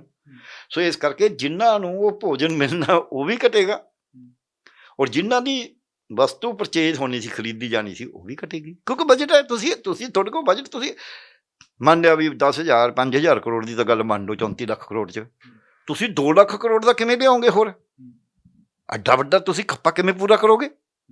ਸੋ ਇਸ ਕਰਕੇ ਬਜਟ ਕੁਛ ਹੋਰ ਕਹਿੰਦਾ ਹੈ ਤੇ ਇਹ ਕੁਛ ਹੋਰ ਕਹਿੰਦੇ ਨੇ। ਸੋ ਮੈਨੂੰ ਲੱਗਦਾ ਜਿਨ ਮਨ ਹੋਰ ਮੁੱਖ ਹੋਰ ਸੇ ਕਾਂਡੇ ਕੱਚਾ, ਮਨ 'ਚ ਕੁਛ ਹੋਰ ਹੈ, ਮੂੰਹ 'ਚ ਕੁਛ ਹੋਰ ਹੈ, ਤੇ ਉਹਦੇ ਉੱਤੇ ਫਿਰ ਥੋੜ੍ਹਾ ਜਿਹਾ ਮੁਸ਼ਕਿਲ ਹੋ ਜਾਂਦਾ ਹੈ। ਫਿਰ ਬੰਦਾ ਕਹਿੰਦਾ ਕੋਈ ਨਹੀਂ ਯਾਰ, ਸਾਹਮਣੇ ਆ ਜੇ, ਹੁਣ ਆਏ ਤੋਂ ਹੀ ਦੇਖਾਂਗੇ, ਕਿਉਂਕਿ ਕਈ ਵਾਰੀ ਧੋਖਾ ਖਾ ਚੁੱਕਿਆ ਜਿਹੜਾ ਇਨਸਾਨ ਹੈ। ਇਨਸਾਨ ਇੱਕ ਵਾਰੀ ਧੋਖਾ ਖਾ ਸਕਦਾ, 2 ਵਾਰੀ ਖਾ ਜਾਂਦਾ ਹੈ, ਹੁਣ ਬਾਰ-ਬਾਰ ਨਹੀਂ ਨਾ ਖਾਂਦਾ, ਖਾਸ ਕਰਕੇ ਜਦੋਂ ਇਕੱਠਾ ਹੋ ਜੇ। ਸੋ ਕਿਸਾਨਾਂ ਨੇ ਇਸ ਕਰਕੇ ਕਿਹਾ ਵੀ ਕੋਈ ਗੱਲ ਨਹੀਂ, ਅਸੀਂ ਸਰਕਾਰ ਨੂੰ ਵੈਲਕਮ ਕਰਦੇ ਹਾਂ, ਅਸੀਂ ਸਵਾਗਤ ਕਰਦੇ ਹਾਂ, ਪਰ ਦੇਖੋ ਜਦ ਤੱਕ ਸਾਡੇ ਹੱਥ 'ਚ ਕੁਛ ਨਹੀਂ ਆਉਂਦਾ, ਉਦੋਂ ਤੱਕ ਤਾਂ ਜੇ ਹਵਾ 'ਚ ਗੱਲਾਂ ਹੀ ਨੇ ਨਾ। ਇਹ ਠੀਕ ਹੈ, ਕਮਿਟਮੈਂਟ ਹੈ, ਸਭ ਕੁਛ ਹੈ, ਤੇ ਉਹ ਇੱਕ ਮੈਂ ਪਿੱਛੇ ਕਿਹਾ ਸੀ ਕਿਸੇ ਨੂੰ, ਇੱਕ ਮੈਂ ਬਚਪਨ 'ਚ ਕਵਿਤਾ ਪੜ੍ਹਦਾ ਹੁੰਦੇ ਸੀ, ਧਨੀ ਰਾਮ ਚਾਤਰ ਦੀ, ਉਹਨੇ ਕਿਹਾ, ਕਹਿੰਦਾ ਪੱਕੀ ਖੇਤੀ ਦੇਖ ਕੇ ਗਰਵ ਕਰੇ ਕਿਸਾਨ। ਵੀ ਹੁਣ ਤਾਂ ਪੱਕ ਗਈ, ਬੜੇ ਲੋਕ ਇਹੀ ਨੇ, ਲੱਡੂ ਵੰਡੇ ਜਾ ਰਹੇ, ਕੁਝ ਹੀ ਹੈ, ਠੀਕ ਹੈ। ਪੱਕੀ ਖੇਤੀ ਦੇਖ ਕੇ ਗਰਵ ਕਰੇ ਕਿਸਾਨ, ਵਾਉ ਝੱਖੜ ਝੋਲਿਓ ਘਰ ਆਵੇ ਤਾਂ ਜਾਣ। ਜਿੱਦੇ ਤੇਰੇ ਘਰੇ ਆ ਗਏ ਉਹ ਦਾਣੇ, ਉਦੇ ਸਮਝ ਵੀ ਆ ਗਿਆ, ਆਦੇ ਵਿਚਾਲੇ ਬਹੁਤ ਕੁਛ ਹੋਣਾ, ਪੱਕੀ ਹੈ ਜੇ ਤਾਂ। ਸੋ ਇਹ ਖੇਤੀ ਪੱਕੀ ਹੈ ਜੇ, ਜਿੱਦੇ ਆਉਣਗੇ ਉਹਦੇ ਦੇਖਣਗੇ ਕਿਸਾਨ ਵੀ ਕੀ ਕਰਨਾ। ਸੋ ਉਦੋਂ ਫਿਰ ਰਾਜਨੀਤੀ ਆਏ ਤੋਂ ਪਤਾ ਲੱਗੂ। ਰਣਨੀਤੀ ਇਸ ਗੱਲ ਦੇ ਉੱਤੇ ਨਿਰਭਰ ਕਰੂਗੀ ਵੱਡੀ ਵੀ ਉਹ ਨੋਟੀਫਿਕੇਸ਼ਨ ਕਿਹੋ ਜਿਹੀ ਹੈ। ਜੇ ਨੋਟੀਫਿਕੇਸ਼ਨ 'ਚ ਕੋਈ ਗੜਬੜ ਹੋਈ ਫਿਰ ਤਾਂ ਰਣਨੀਤੀ ਹੋਰ ਤਰ੍ਹਾਂ ਦੀ ਰਹੇਗੀ, ਪੱਕਾ ਹੀ। ਦੂਜੀ ਗੱਲ, ਰਣਨੀਤੀ ਹੁਣ ਹੋਰ ਉਹ 'ਚ ਬਦਲਾਅ ਕਰਨਾ ਮੁਸ਼ਕਿਲ ਹੋ ਰਿਹਾ ਹੈ, ਕਿਉਂਕਿ ਇਹਨਾਂ ਦੇ ਬਿਆਨ ਇਹੋ ਜਿਹੇ ਆ ਰਹੇ ਨੇ ਵੀ ਅਸੀਂ ਤਾਂ ਚੋਣਾਂ ਤੋਂ ਬਾਅਦ ਫੇਰ ਡੈ ਆਉਣਾ। ਇਹਨਾਂ ਦੇ ਮੰਤਰੀਆਂ ਨੇ ਕੱਲ ਹੀ ਬਿਆਨ ਆ ਰਿਹਾ। ਤੇ ਇੱਕ ਡਾਕਟਰ ਸਾਹਿਬ ਜਿਹੜੇ ਬਿਆਨ ਇਹ ਵੀ ਆ ਰਹੇ ਆ ਵੀ ਨਰਿੰਦਰ ਮੋਦੀ ਨੇ ਐਲਾਨ ਕੀਤਾ, ਪ੍ਰਧਾਨ ਮੰਤਰੀ ਨੇ ਐਲਾਨ ਕੀਤਾ, ਉਹ ਤੋਂ ਬਾਅਦ ਇਹ ਗੱਲ ਕਹਿਣੀ ਵੀ ਖਾਲਿਸਤਾਨੀਆਂ ਨੇ ਧੱਕੇ ਨਾਲ ਬਾਂਹ ਮਰੋੜ ਕੇ ਨਰਿੰਦਰ ਮੋਦੀ ਤੋਂ ਇਹ ਐਲਾਨ ਕਰਵਾ ਲਿਆ। ਖਾਸ ਤੌਰ 'ਤੇ ਜਿਹੜੀ ਕੰਗਨਾ ਰਣੌਤ ਹੈ, ਜਿਹੜੀ ਬਾਲੀਵੁੱਡ ਦੀ ਐਕਟਰੈਸ ਹੈ, ਉਹਨੇ ਸਿੱਖ ਭਾਈਚਾਰੇ ਉੱਤੇ ਬਹੁਤ ਸਾਰੇ ਸਵਾਲ ਚੱਕੇ। ਉਹਨੇ 84 ਦੀ ਜਿਹੜੀ ਘਟਨਾਵਾਂ ਹੋਈਆਂ ਨੇ ਉਹਨੂੰ ਸਹੀ ਸਿੱਧ ਕੀਤਾ ਵੀ ਉਹੋ ਜਿਹਾ ਵਰਤਾਰਾ ਹੀ ਹੋਣਾ ਚਾਹੀਦਾ। ਦੇਖੋ, ਸਾਡਾ ਇੱਕ ਦੁਖਾਂਤ ਹੈ। ਦੁਖਾਂਤ ਸਾਡਾ ਇਹ ਹੈ ਵੀ ਅਸੀਂ ਉਹੋ ਜਿਹੇ ਬੰਦਿਆਂ ਨੂੰ ਆਪਦੇ ਨਾਇਕ ਬਣਾ ਦਿੰਦੇ ਹਾਂ ਜਿਹੜੇ ਕਈ ਵਾਰ ਨਾਇਕ ਬਣਨ ਦੇ ਕਿਸੇ ਉਹਨਾਂ ਨੂੰ ਕਾਬਲੀਅਤ ਕੋਈ ਹੋ ਸਕਦੀ ਹੈ, ਮੁਹਾਰਤ ਕੋਈ ਹੋ ਸਕਦੀ ਹੈ, ਪਰ ਉਹ ਨਾਇਕ ਬਣਨ ਦੇ ਕਾਬਲ ਨਹੀਂ। ਨਾਇਕ ਤਾਂ ਹੁੰਦਾ ਜਿਹੜਾ ਬੜਾ ਵੱਡੀ ਉੱਚੀ ਚੀਜ਼ ਹੁੰਦੀ ਹੈ। ਹੁਣ ਜਿਹੜੀ ਲੜਕੀ ਆਪ ਹੀ ਕਹਿ ਰਹੀ ਸੀ ਵੀ ਮੈਂ ਤਾਂ ਨਸ਼ੇ ਵੀ ਕਰਦੀ ਸੀ, ਮੈਂ ਤਾਂ ਕਈ ਥਾਂ 'ਤੇ ਰਹਿੰਦੀ ਵੀ ਸੀ, ਮੈਨੂੰ ਨਹੀਂ ਪਤਾ, ਉਹਨੇ ਮੈਂ ਤਾਂ ਸੁਣਿਆ ਹੀ ਹੈ ਵੀ ਇਹ ਐਂ ਕਹਿੰਦੀ ਸੀ, ਉਹਨੂੰ ਆਪਾਂ ਪਦਮ ਸ਼੍ਰੀ ਦਈਏ ਤਾਂ ਕੋਈ ਚੰਗਾ ਨਹੀਂ ਲੱਗਦਾ। ਉਹਨੂੰ ਇੱਕ ਰਾਨੀ ਝਾਂਸੀ ਦਾ ਰੋਲ, ਉਹ ਤਾਂ ਫਿਰ ਅਸੀਂ ਉਹੀ ਹੋ ਗਿਆ ਕੀਤੇ ਰਾਮ ਰਵਾਲ, ਕੀਤੀਆਂ ਕੰਨ ਕਹਾਣੀਆਂ। ਇਹ ਤਾਂ ਫਿਰ ਕਿਤੇ ਹੀ ਜਿਹੜਾ ਬੰਦਾ ਰਾਮਲੀਲਾ 'ਚ ਕੰਮ ਕਰ ਗਿਆ ਵੀ ਉਹਨੂੰ ਆਪਾਂ ਫਿਰ ਹੀਰੋ ਮੰਨ ਲਓ। ਠੀਕ ਹੈ, ਆਰਟ ਚੰਗਾ ਹੋ ਸਕਦਾ ਹੈ, ਪਰ ਉਹ ਭਗਵਾਨ ਰਾਮ ਨਹੀਂ ਬਣ ਜਾਂਦਾ। ਇਹ ਤਾਂ ਸਾਨੂੰ ਮੰਨਣਾ ਪਊਗਾ। ਥੋੜ੍ਹੀ ਦੇਰ ਉਹਨੂੰ ਆਪ ਨੂੰ ਭੁਲੇਖਾ ਪੈ ਸਕਦਾ ਵੀ ਮੈਂ ਵੀ ਰਾਮ, ਕਿਉਂਕਿ ਅਸੀਂ ਉਹਨੂੰ ਕਹਿਣਾ ਵੀ ਉਹਨੂੰ ਕਿਵੇਂ ਆਪਦੇ ਆਪ ਨੂੰ ਬਾਹਰ ਕੱਢਣਾ ਹੈ ਵੀ ਤੂੰ ਉਹ ਨਹੀਂ ਹੈ, ਤੂੰ ਹੋਰ ਹੈ। ਇਹ ਨਾਟਕ ਸੀਗਾ ਤੇ ਜਨਤਾ ਨੂੰ ਵੀ ਕਈ ਵਾਰ ਭੁਲੇਖਾ ਪੈਂਦਾ, ਪਰ ਉਹ ਹੁੰਦਾ ਤਾਂ ਨਹੀਂ ਨਾ। ਜਿਹਨੇ ਕ੍ਰਿਸ਼ਨ ਦਾ ਰੋਲ ਪਲੇ ਕਰਿਆ ਮਹਾਂਭਾਰਤ ਦੇ ਵਿੱਚ, ਉਹ ਕ੍ਰਿਸ਼ਨ ਜੀ ਥੋੜ੍ਹਾ ਬਣ ਗਿਆ। ਉਹ ਬੜਾ ਵਧੀਆ ਬੋਲਦਾ ਸੀ। ਉਹ ਭਰਦਵਾਜ ਜਿਹੜਾ ਸੀਗਾ ਤੇ ਮੁਕੇਸ਼ ਭਰਦਵਾਜ, ਤੇ ਉਹਦਾ ਤਾਂ ਉਹ ਵੈਟਰਨਰੀ ਸਰਜਨ ਸੀ, ਪਰ ਉਹ ਕ੍ਰਿਸ਼ਨ ਜੀ ਨਹੀਂ ਸੀ। ਕ੍ਰਿਸ਼ਨ ਜੀ ਤਾਂ ਕ੍ਰਿਸ਼ਨ ਜੀ ਨੇ। ਸੋ ਇਸ ਕਰਕੇ ਕੰਗਨਾ ਰਣੌਤ ਜੋ ਕੁਛ ਕਹਿ ਰਹੀ ਹੈ, ਉਹ ਜੋ ਏਜੰਸੀਆਂ ਚਾਹੁੰਦੀਆਂ ਨੇ, ਉਹ ਪੰਜਾਬ ਨੂੰ ਖਾਲੇ। ਬਲਕਿ ਮੈਂ ਇਹੀ ਕਹਿਣਾ ਸੀ ਵੀ ਜਿਹੜਾ ਗੁਰੂ ਨਾਨਕ ਦੇਵ ਜੀ ਦੇ ਜਨਮ ਦਿਨ 'ਤੇ ਇਹ ਪ੍ਰਕਾਸ਼ ਉਤਸਵ ਵਾਲੇ ਦਿਨ ਦਿੱਤਾ ਨਾ, ਇਹ ਐਲਾਨ ਵੀ ਉਸ 'ਚੋਂ ਨਿਕਲਿਆ ਵੀ ਇਹ ਤਾਂ ਕਿਸਾਨਾਂ ਇਹਨਾਂ ਦਾ ਪੰਜਾਬੀਆਂ ਦਾ ਅੰਦੋਲਨ ਹੈ, ਸਿੱਖਾਂ ਦਾ ਅੰਦੋਲਨ ਹੈ। ਅੰਦੋਲਨ ਤਾਂ ਹੁਣ ਤਾਂ ਉੱਥੇ ਸਿੱਖਾਂ ਦਾ ਨਹੀਂ ਨਾ ਰਹਿ ਗਿਆ। ਵੈਸੇ ਪਹਿਲਾਂ ਵੀ ਨਹੀਂ ਸੀ, ਪਰ ਚਲੋ ਹੁਣ ਤਾਂ ਬਿਲਕੁਲ ਹੀ ਆਪਾਂ ਨਹੀਂ ਨਾ ਕਹਿ ਸਕਦੇ। ਫਿਰ ਜੇ ਸਿੱਖ ਵੀ ਕੋਈ ਅੰਦੋਲਨ ਕਰ ਰਹੇ ਨੇ, ਉਹ ਭਾਰਤ ਦੇ ਸ਼ਹਿਰੀ ਨਹੀਂ ਹੈਗੇ, ਭਾਰਤ ਦੇ ਨਾਗਰਿਕ ਨਹੀਂ ਹੈਗੇ, ਉਹਨਾਂ ਨੂੰ ਕੋਈ ਰਾਈਟ ਨਹੀਂ ਵੀ ਅਸੀਂ ਅੰਦੋਲਨ ਕਰੀਏ। ਇਸ ਤੋਂ ਅੱਗੇ ਕੰਗਨਾ ਦਾ ਇਹ ਕਹਿਣਾ ਵੀ ਖਾਲਿਸਤਾਨ ਨੇ ਬਾਂਹ ਮਰੋੜ ਕੇ ਕਰਾਇਆ, ਇਹ ਮੈਨੂੰ ਲੱਗਦਾ ਹੈ ਵੀ ਜਾਂ ਤਾਂ ਉਹਨੂੰ ਕੋਈ ਅਸਲੀ ਗੱਲ ਦੀ ਸਮਝ ਨਹੀਂ, ਜਾਂ ਫਿਰ ਉਹ ਤੋਂ ਕਹਾਇਆ ਜਾ ਰਿਹਾ ਹੈ। ਜੇ ਮੋਦੀ ਸਾਹਿਬ ਦੀ ਬਾਂਹ ਖਾਲਿਸਤਾਨੀ ਮਰੋੜ ਸਕਦੇ ਨੇ, ਫਿਰ ਤਾਂ ਮੋਦੀ ਸਾਹਿਬ ਜਿਹੜੇ ਕਹਿੰਦੇ ਵੀ ਮੈਂ ਤਾਂ 70 ਸਾਲ ਤੋਂ ਨਵਾਂ ਇਤਿਹਾਸ ਸਿਰਜ ਰਿਹਾ, ਤੇ ਇਹ ਤਾਂ ਫਿਰ ਵੱਡੀ ਬਾਂਹ ਮਰੋੜੀ ਹੋਊਗੀ ਜੀ। ਬਾਂਹ ਮਰੋੜੀ ਤਾਂ ਭਾਰਤ ਸਰਕਾਰ ਨੇ ਉਦੋਂ ਨਹੀਂ ਝੱਲੀ ਜਦ ਬੜੇ ਅੰਦਰ ਬੜਾ ਕੁਛ ਅਮਨ ਵਿਛਾਉਣ ਟ੍ਰੇਨਡ ਸਭ ਕੁਛ ਸੀਗਾ, ਤੇ ਉਦੋਂ ਨਹੀਂ ਬਾਂਹ ਮਰੋੜੀ ਝੱਲੀ। ਅੱਜ ਤੱਕ ਉਹਦੇ ਜ਼ਖਮਾਂ ਦੇ ਉੱਤੇ ਨਮਕ ਨਹੀਂ ਛਿੜਕਿਆ ਜਾ ਰਿਹਾ ਤੇ ਮੱਲਮ ਨਹੀਂ ਲੱਗ ਰਹੀ, ਤੇ ਹੁਣ ਜੇ ਮੋਦੀ ਸਾਹਿਬ ਨੇ ਐਡੀ ਕੁ ਬਾਂਹ ਮਰੋੜੀ ਚੱਲ ਰਹੀ, ਫਿਰ ਤਾਂ ਬਈ ਤਾਕਤ ਤੇ ਕਮਜ਼ੋਰੀ ਦਾ ਆਪੇ ਹਿਸਾਬ ਲਾ ਲਓ। ਐਂ ਵੀ ਕਹਿਣਾ, ਹਾਲਾਂਕਿ ਮੈਂ ਉਹਨੂੰ ਕੋਈ ਜਸਟੀਫਾਈ ਨਹੀਂ ਕਰਦਾ ਵੀ ਜੇ ਉਹ ਬਾਂਹ ਮਰੋੜੀ ਉਦੋਂ ਨਹੀਂ ਚੱਲੀ, ਬਲਕਿ ਉਦੋਂ ਚੱਲਣੀ ਬਣਦੀ ਸੀ। ਹੁਣ ਤਾਂ ਉਹੀ ਜਿਹੀ ਗੱਲ ਹੀ ਨਹੀਂ। ਤੁਸੀਂ ਦੱਸ ਦਿਓ, ਤੁਸੀਂ ਤਾਂ ਪੱਤਰਕਾਰ ਮੀਡੀਆ ਵਾਲਿਆਂ ਨੂੰ ਤਾਂ ਜ਼ਿਆਦਾ ਪਤਾ ਹੁੰਦਾ ਹੈ। ਅਸੀਂ ਤਾਂ ਫਿਰ ਵੀ ਚਲੋ ਥੋੜ੍ਹਾ ਕਰਨਾ ਦੇਖਦੇ ਹਾਂ। ਤੁਸੀਂ ਤਾਂ ਥਾਂ ਥਾਂ ਘਾਟ ਦਾ ਪਾਣੀ ਪੀਤਾ ਹੁੰਦਾ। ਤੁਸੀਂ ਤਰ੍ਹਾਂ ਤਰ੍ਹਾਂ ਦੇ ਤੁਹਾਨੂੰ ਬੰਦੇ ਮਿਲਦੇ ਨੇ। ਤੁਹਾਨੂੰ ਕਿਤੇ ਪੰਜਾਬ 'ਚ ਸੱਚੀ ਪੁੱਛਦਾ ਮੈਂ, ਉਹੀ ਨਾ ਕਹੀਓ, ਤੁਹਾਨੂੰ ਲੱਗਦਾ ਵੀ ਪੰਜਾਬ 'ਚ ਖਾਲਿਸਤਾਨ ਦੀ ਮੂਵਮੈਂਟ ਕਿਤੇ ਹੈਗੀ ਹੈ? ਦੱਸੋ ਮੈਨੂੰ, ਸੀਰੀਅਸਲੀ ਦੱਸੋ, ਠੀਕ ਹੈ ਨਾ? ਹਾਂ, ਸੋ ਇਹ ਖਾਲਿਸਤਾਨ ਦੀ ਮੂਵਮੈਂਟ ਕੌਣ ਕਰ ਰਹੇ? ਜਿਹੜੇ ਉੱਥੇ ਬਾਹਰ ਬੈਠੇ ਨੇ 2020 ਕਰਾਂਗੇ, ਫਲਾਣਾ ਕਰਾਂਗੇ। ਇੱਥੋਂ ਦੇ ਜਿਹੜਾ ਪੰਜਾਬੀ ਹੈ, ਚਾਹੇ ਸਿੱਖ ਹੈ ਚਾਹੇ ਹਿੰਦੂ, ਉਹਨੇ ਬਹੁਤ ਦਸਵੰਟਾ ਭੋਗਿਆ। ਉਹਨੂੰ ਪਤਾ ਵੀ ਸਾਡਾ ਤਾਂ ਕੁੰਡਾ ਹੋ ਗਿਆ ਯਾਰ। 84 ਤੋਂ ਪਹਿਲਾਂ ਪੰਜਾਬ 1 ਨੰਬਰ 'ਤੇ ਹੁੰਦਾ ਸੀ, ਅੱਜ 16ਵੇਂ ਨੰਬਰ 'ਤੇ ਜਾ ਰਿਹਾ। ਜਵਾਕਾਂ ਨੂੰ ਨੌਕਰੀਆਂ ਇੱਥੇ ਨਹੀਂ ਮਿਲੀਆਂ, ਖੇਤੀ ਦਾ ਇੱਥੇ ਮਾੜਾ ਹਾਲ ਹੈ, ਦਲਿਤਾਂ ਦਾ, ਸ਼ੈਡਿਊਲਡ ਕਾਸਟਾਂ ਦਾ ਇੱਥੇ ਮਾੜਾ ਹਾਲ ਹੋ ਗਿਆ, ਪੜ੍ਹਾਈ ਦਾ ਇੱਥੇ। ਉਹ ਕੌਣ ਚਾਹੁੰਦਾ ਵੀ ਇੱਥੇ ਇਹ ਜਿਹਾ ਪੰਗਾ ਲਈਏ? ਆਪਾਂ ਆਪਦੇ ਘਰ ਨੂੰ ਕੋਈ ਝਾੜੂਗਾ? ਪੰਜਾਬੀ ਇੰਨੇ ਕੁ ਸਿਆਣੇ ਹੈਗੇ ਨੇ, ਆਪਦੇ ਘਰ ਨੂੰ ਹੁਣ ਨਹੀਂ ਝਾੜਦੇ। ਬਾਕੀ ਦੋ ਬੰਦੇ ਕੋਈ ਨਾਅਰੇ ਲਾ ਦਿੰਦੇ ਨੇ, ਉਹਦੇ ਨਾਲ ਖਾਲਿਸਤਾਨ ਬਣ ਜਾਣਾ। ਮੈਂ ਤਾਂ ਕਹਿੰਦਾ ਉਹ 'ਤੇ ਐਕਸ਼ਨ ਹੀ ਨਹੀਂ ਲੈਣਾ ਚਾਹੀਦਾ ਕੋਈ। ਜੇ ਕਿਸੇ ਨੇ ਦੋ ਨੇ ਨਾਅਰੇ ਲਾਤੇ ਫਿਰ ਕੀ ਹੋ ਗਿਆ? ਸੁਪਰੀਮ ਕੋਰਟ ਨੇ, ਹਾਈ ਕੋਰਟਾਂ ਨੇ ਕਿਹਾ ਹੋਇਆ ਹੈ ਵੀ ਨਾਅਰੇ ਲਾ ਦੇਣੇ ਦੋ ਜਿੰਨਾ ਚਿਰ ਉਹ ਹੁਸ਼ਿਆਰ ਲੈ ਕੇ ਕੋਈ ਗੜਬੜ ਨਹੀਂ ਕਰਦੀ ਕਿਸੇ ਨੂੰ, ਹੈ ਕੋਈ ਲਿਟਰੇਚਰ ਪੜ੍ਹ ਲੈਣਾ, ਕੋਈ ਲਿਟਰੇਚਰ ਆਉਂਦੇ ਕੋਈ ਖਾਸ ਗੱਲ ਨਹੀਂ ਹੈ, ਇਹਨੂੰ ਬਹੁਤਾ ਨਾ ਹੈ ਸਟੇਟ ਦੇ ਉੱਤੇ ਹਮਲਾ ਨਾ ਸਮਝੋ। ਦੂਜੀ ਗੱਲ ਮੈਂ ਹੋਰ ਵੀ ਕਹਿਣਾ, ਕੰਗਨਾ ਰਣੌਤ ਨੂੰ ਜੇ ਉਹਨੇ ਆਪੇ ਬਿਆਨ ਦਿੱਤਾ ਹੈ ਤਾਂ ਸਮਝੋ ਬਿਲਕੁਲ ਬਚਪਨਾ ਹੈ, ਉਹਨੂੰ ਪਤਾ ਹੀ ਨਹੀਂ ਵੀ ਇੰਡੀਅਨ ਸਟੇਟ ਕੀ ਹੈ। ਇੰਡੀਅਨ ਸਟੇਟ ਨਾ, ਪਾਕਿਸਤਾਨ ਡਰਦਾ ਇੰਡੀਅਨ ਸਟੇਟ ਤੋਂ। ਇੰਡੀਅਨ ਸਟੇਟ ਪਾਕਿਸਤਾਨ ਕੋਲ ਤਾਂ ਕਦੇ ਹਾਰੀ ਨਹੀਂ, ਉਹਦੇ ਕੋਲ ਤਾਂ ਬਰਾਬਰ ਦੇ ਟੈਂਕ ਹੈਗੇ ਨੇ ਨਾ। ਪੈਟਨ ਤੱਕ ਤਾਂ ਉਹਨਾਂ ਦਾ ਸਾਡੇ ਸੈਂਚੁਰੀਅਨ 9 ਵੀ ਤਕੜਾ ਸੀ, ਫਿਰ ਵੀ ਅਸੀਂ ਜਿੱਤੇ ਸੀ 65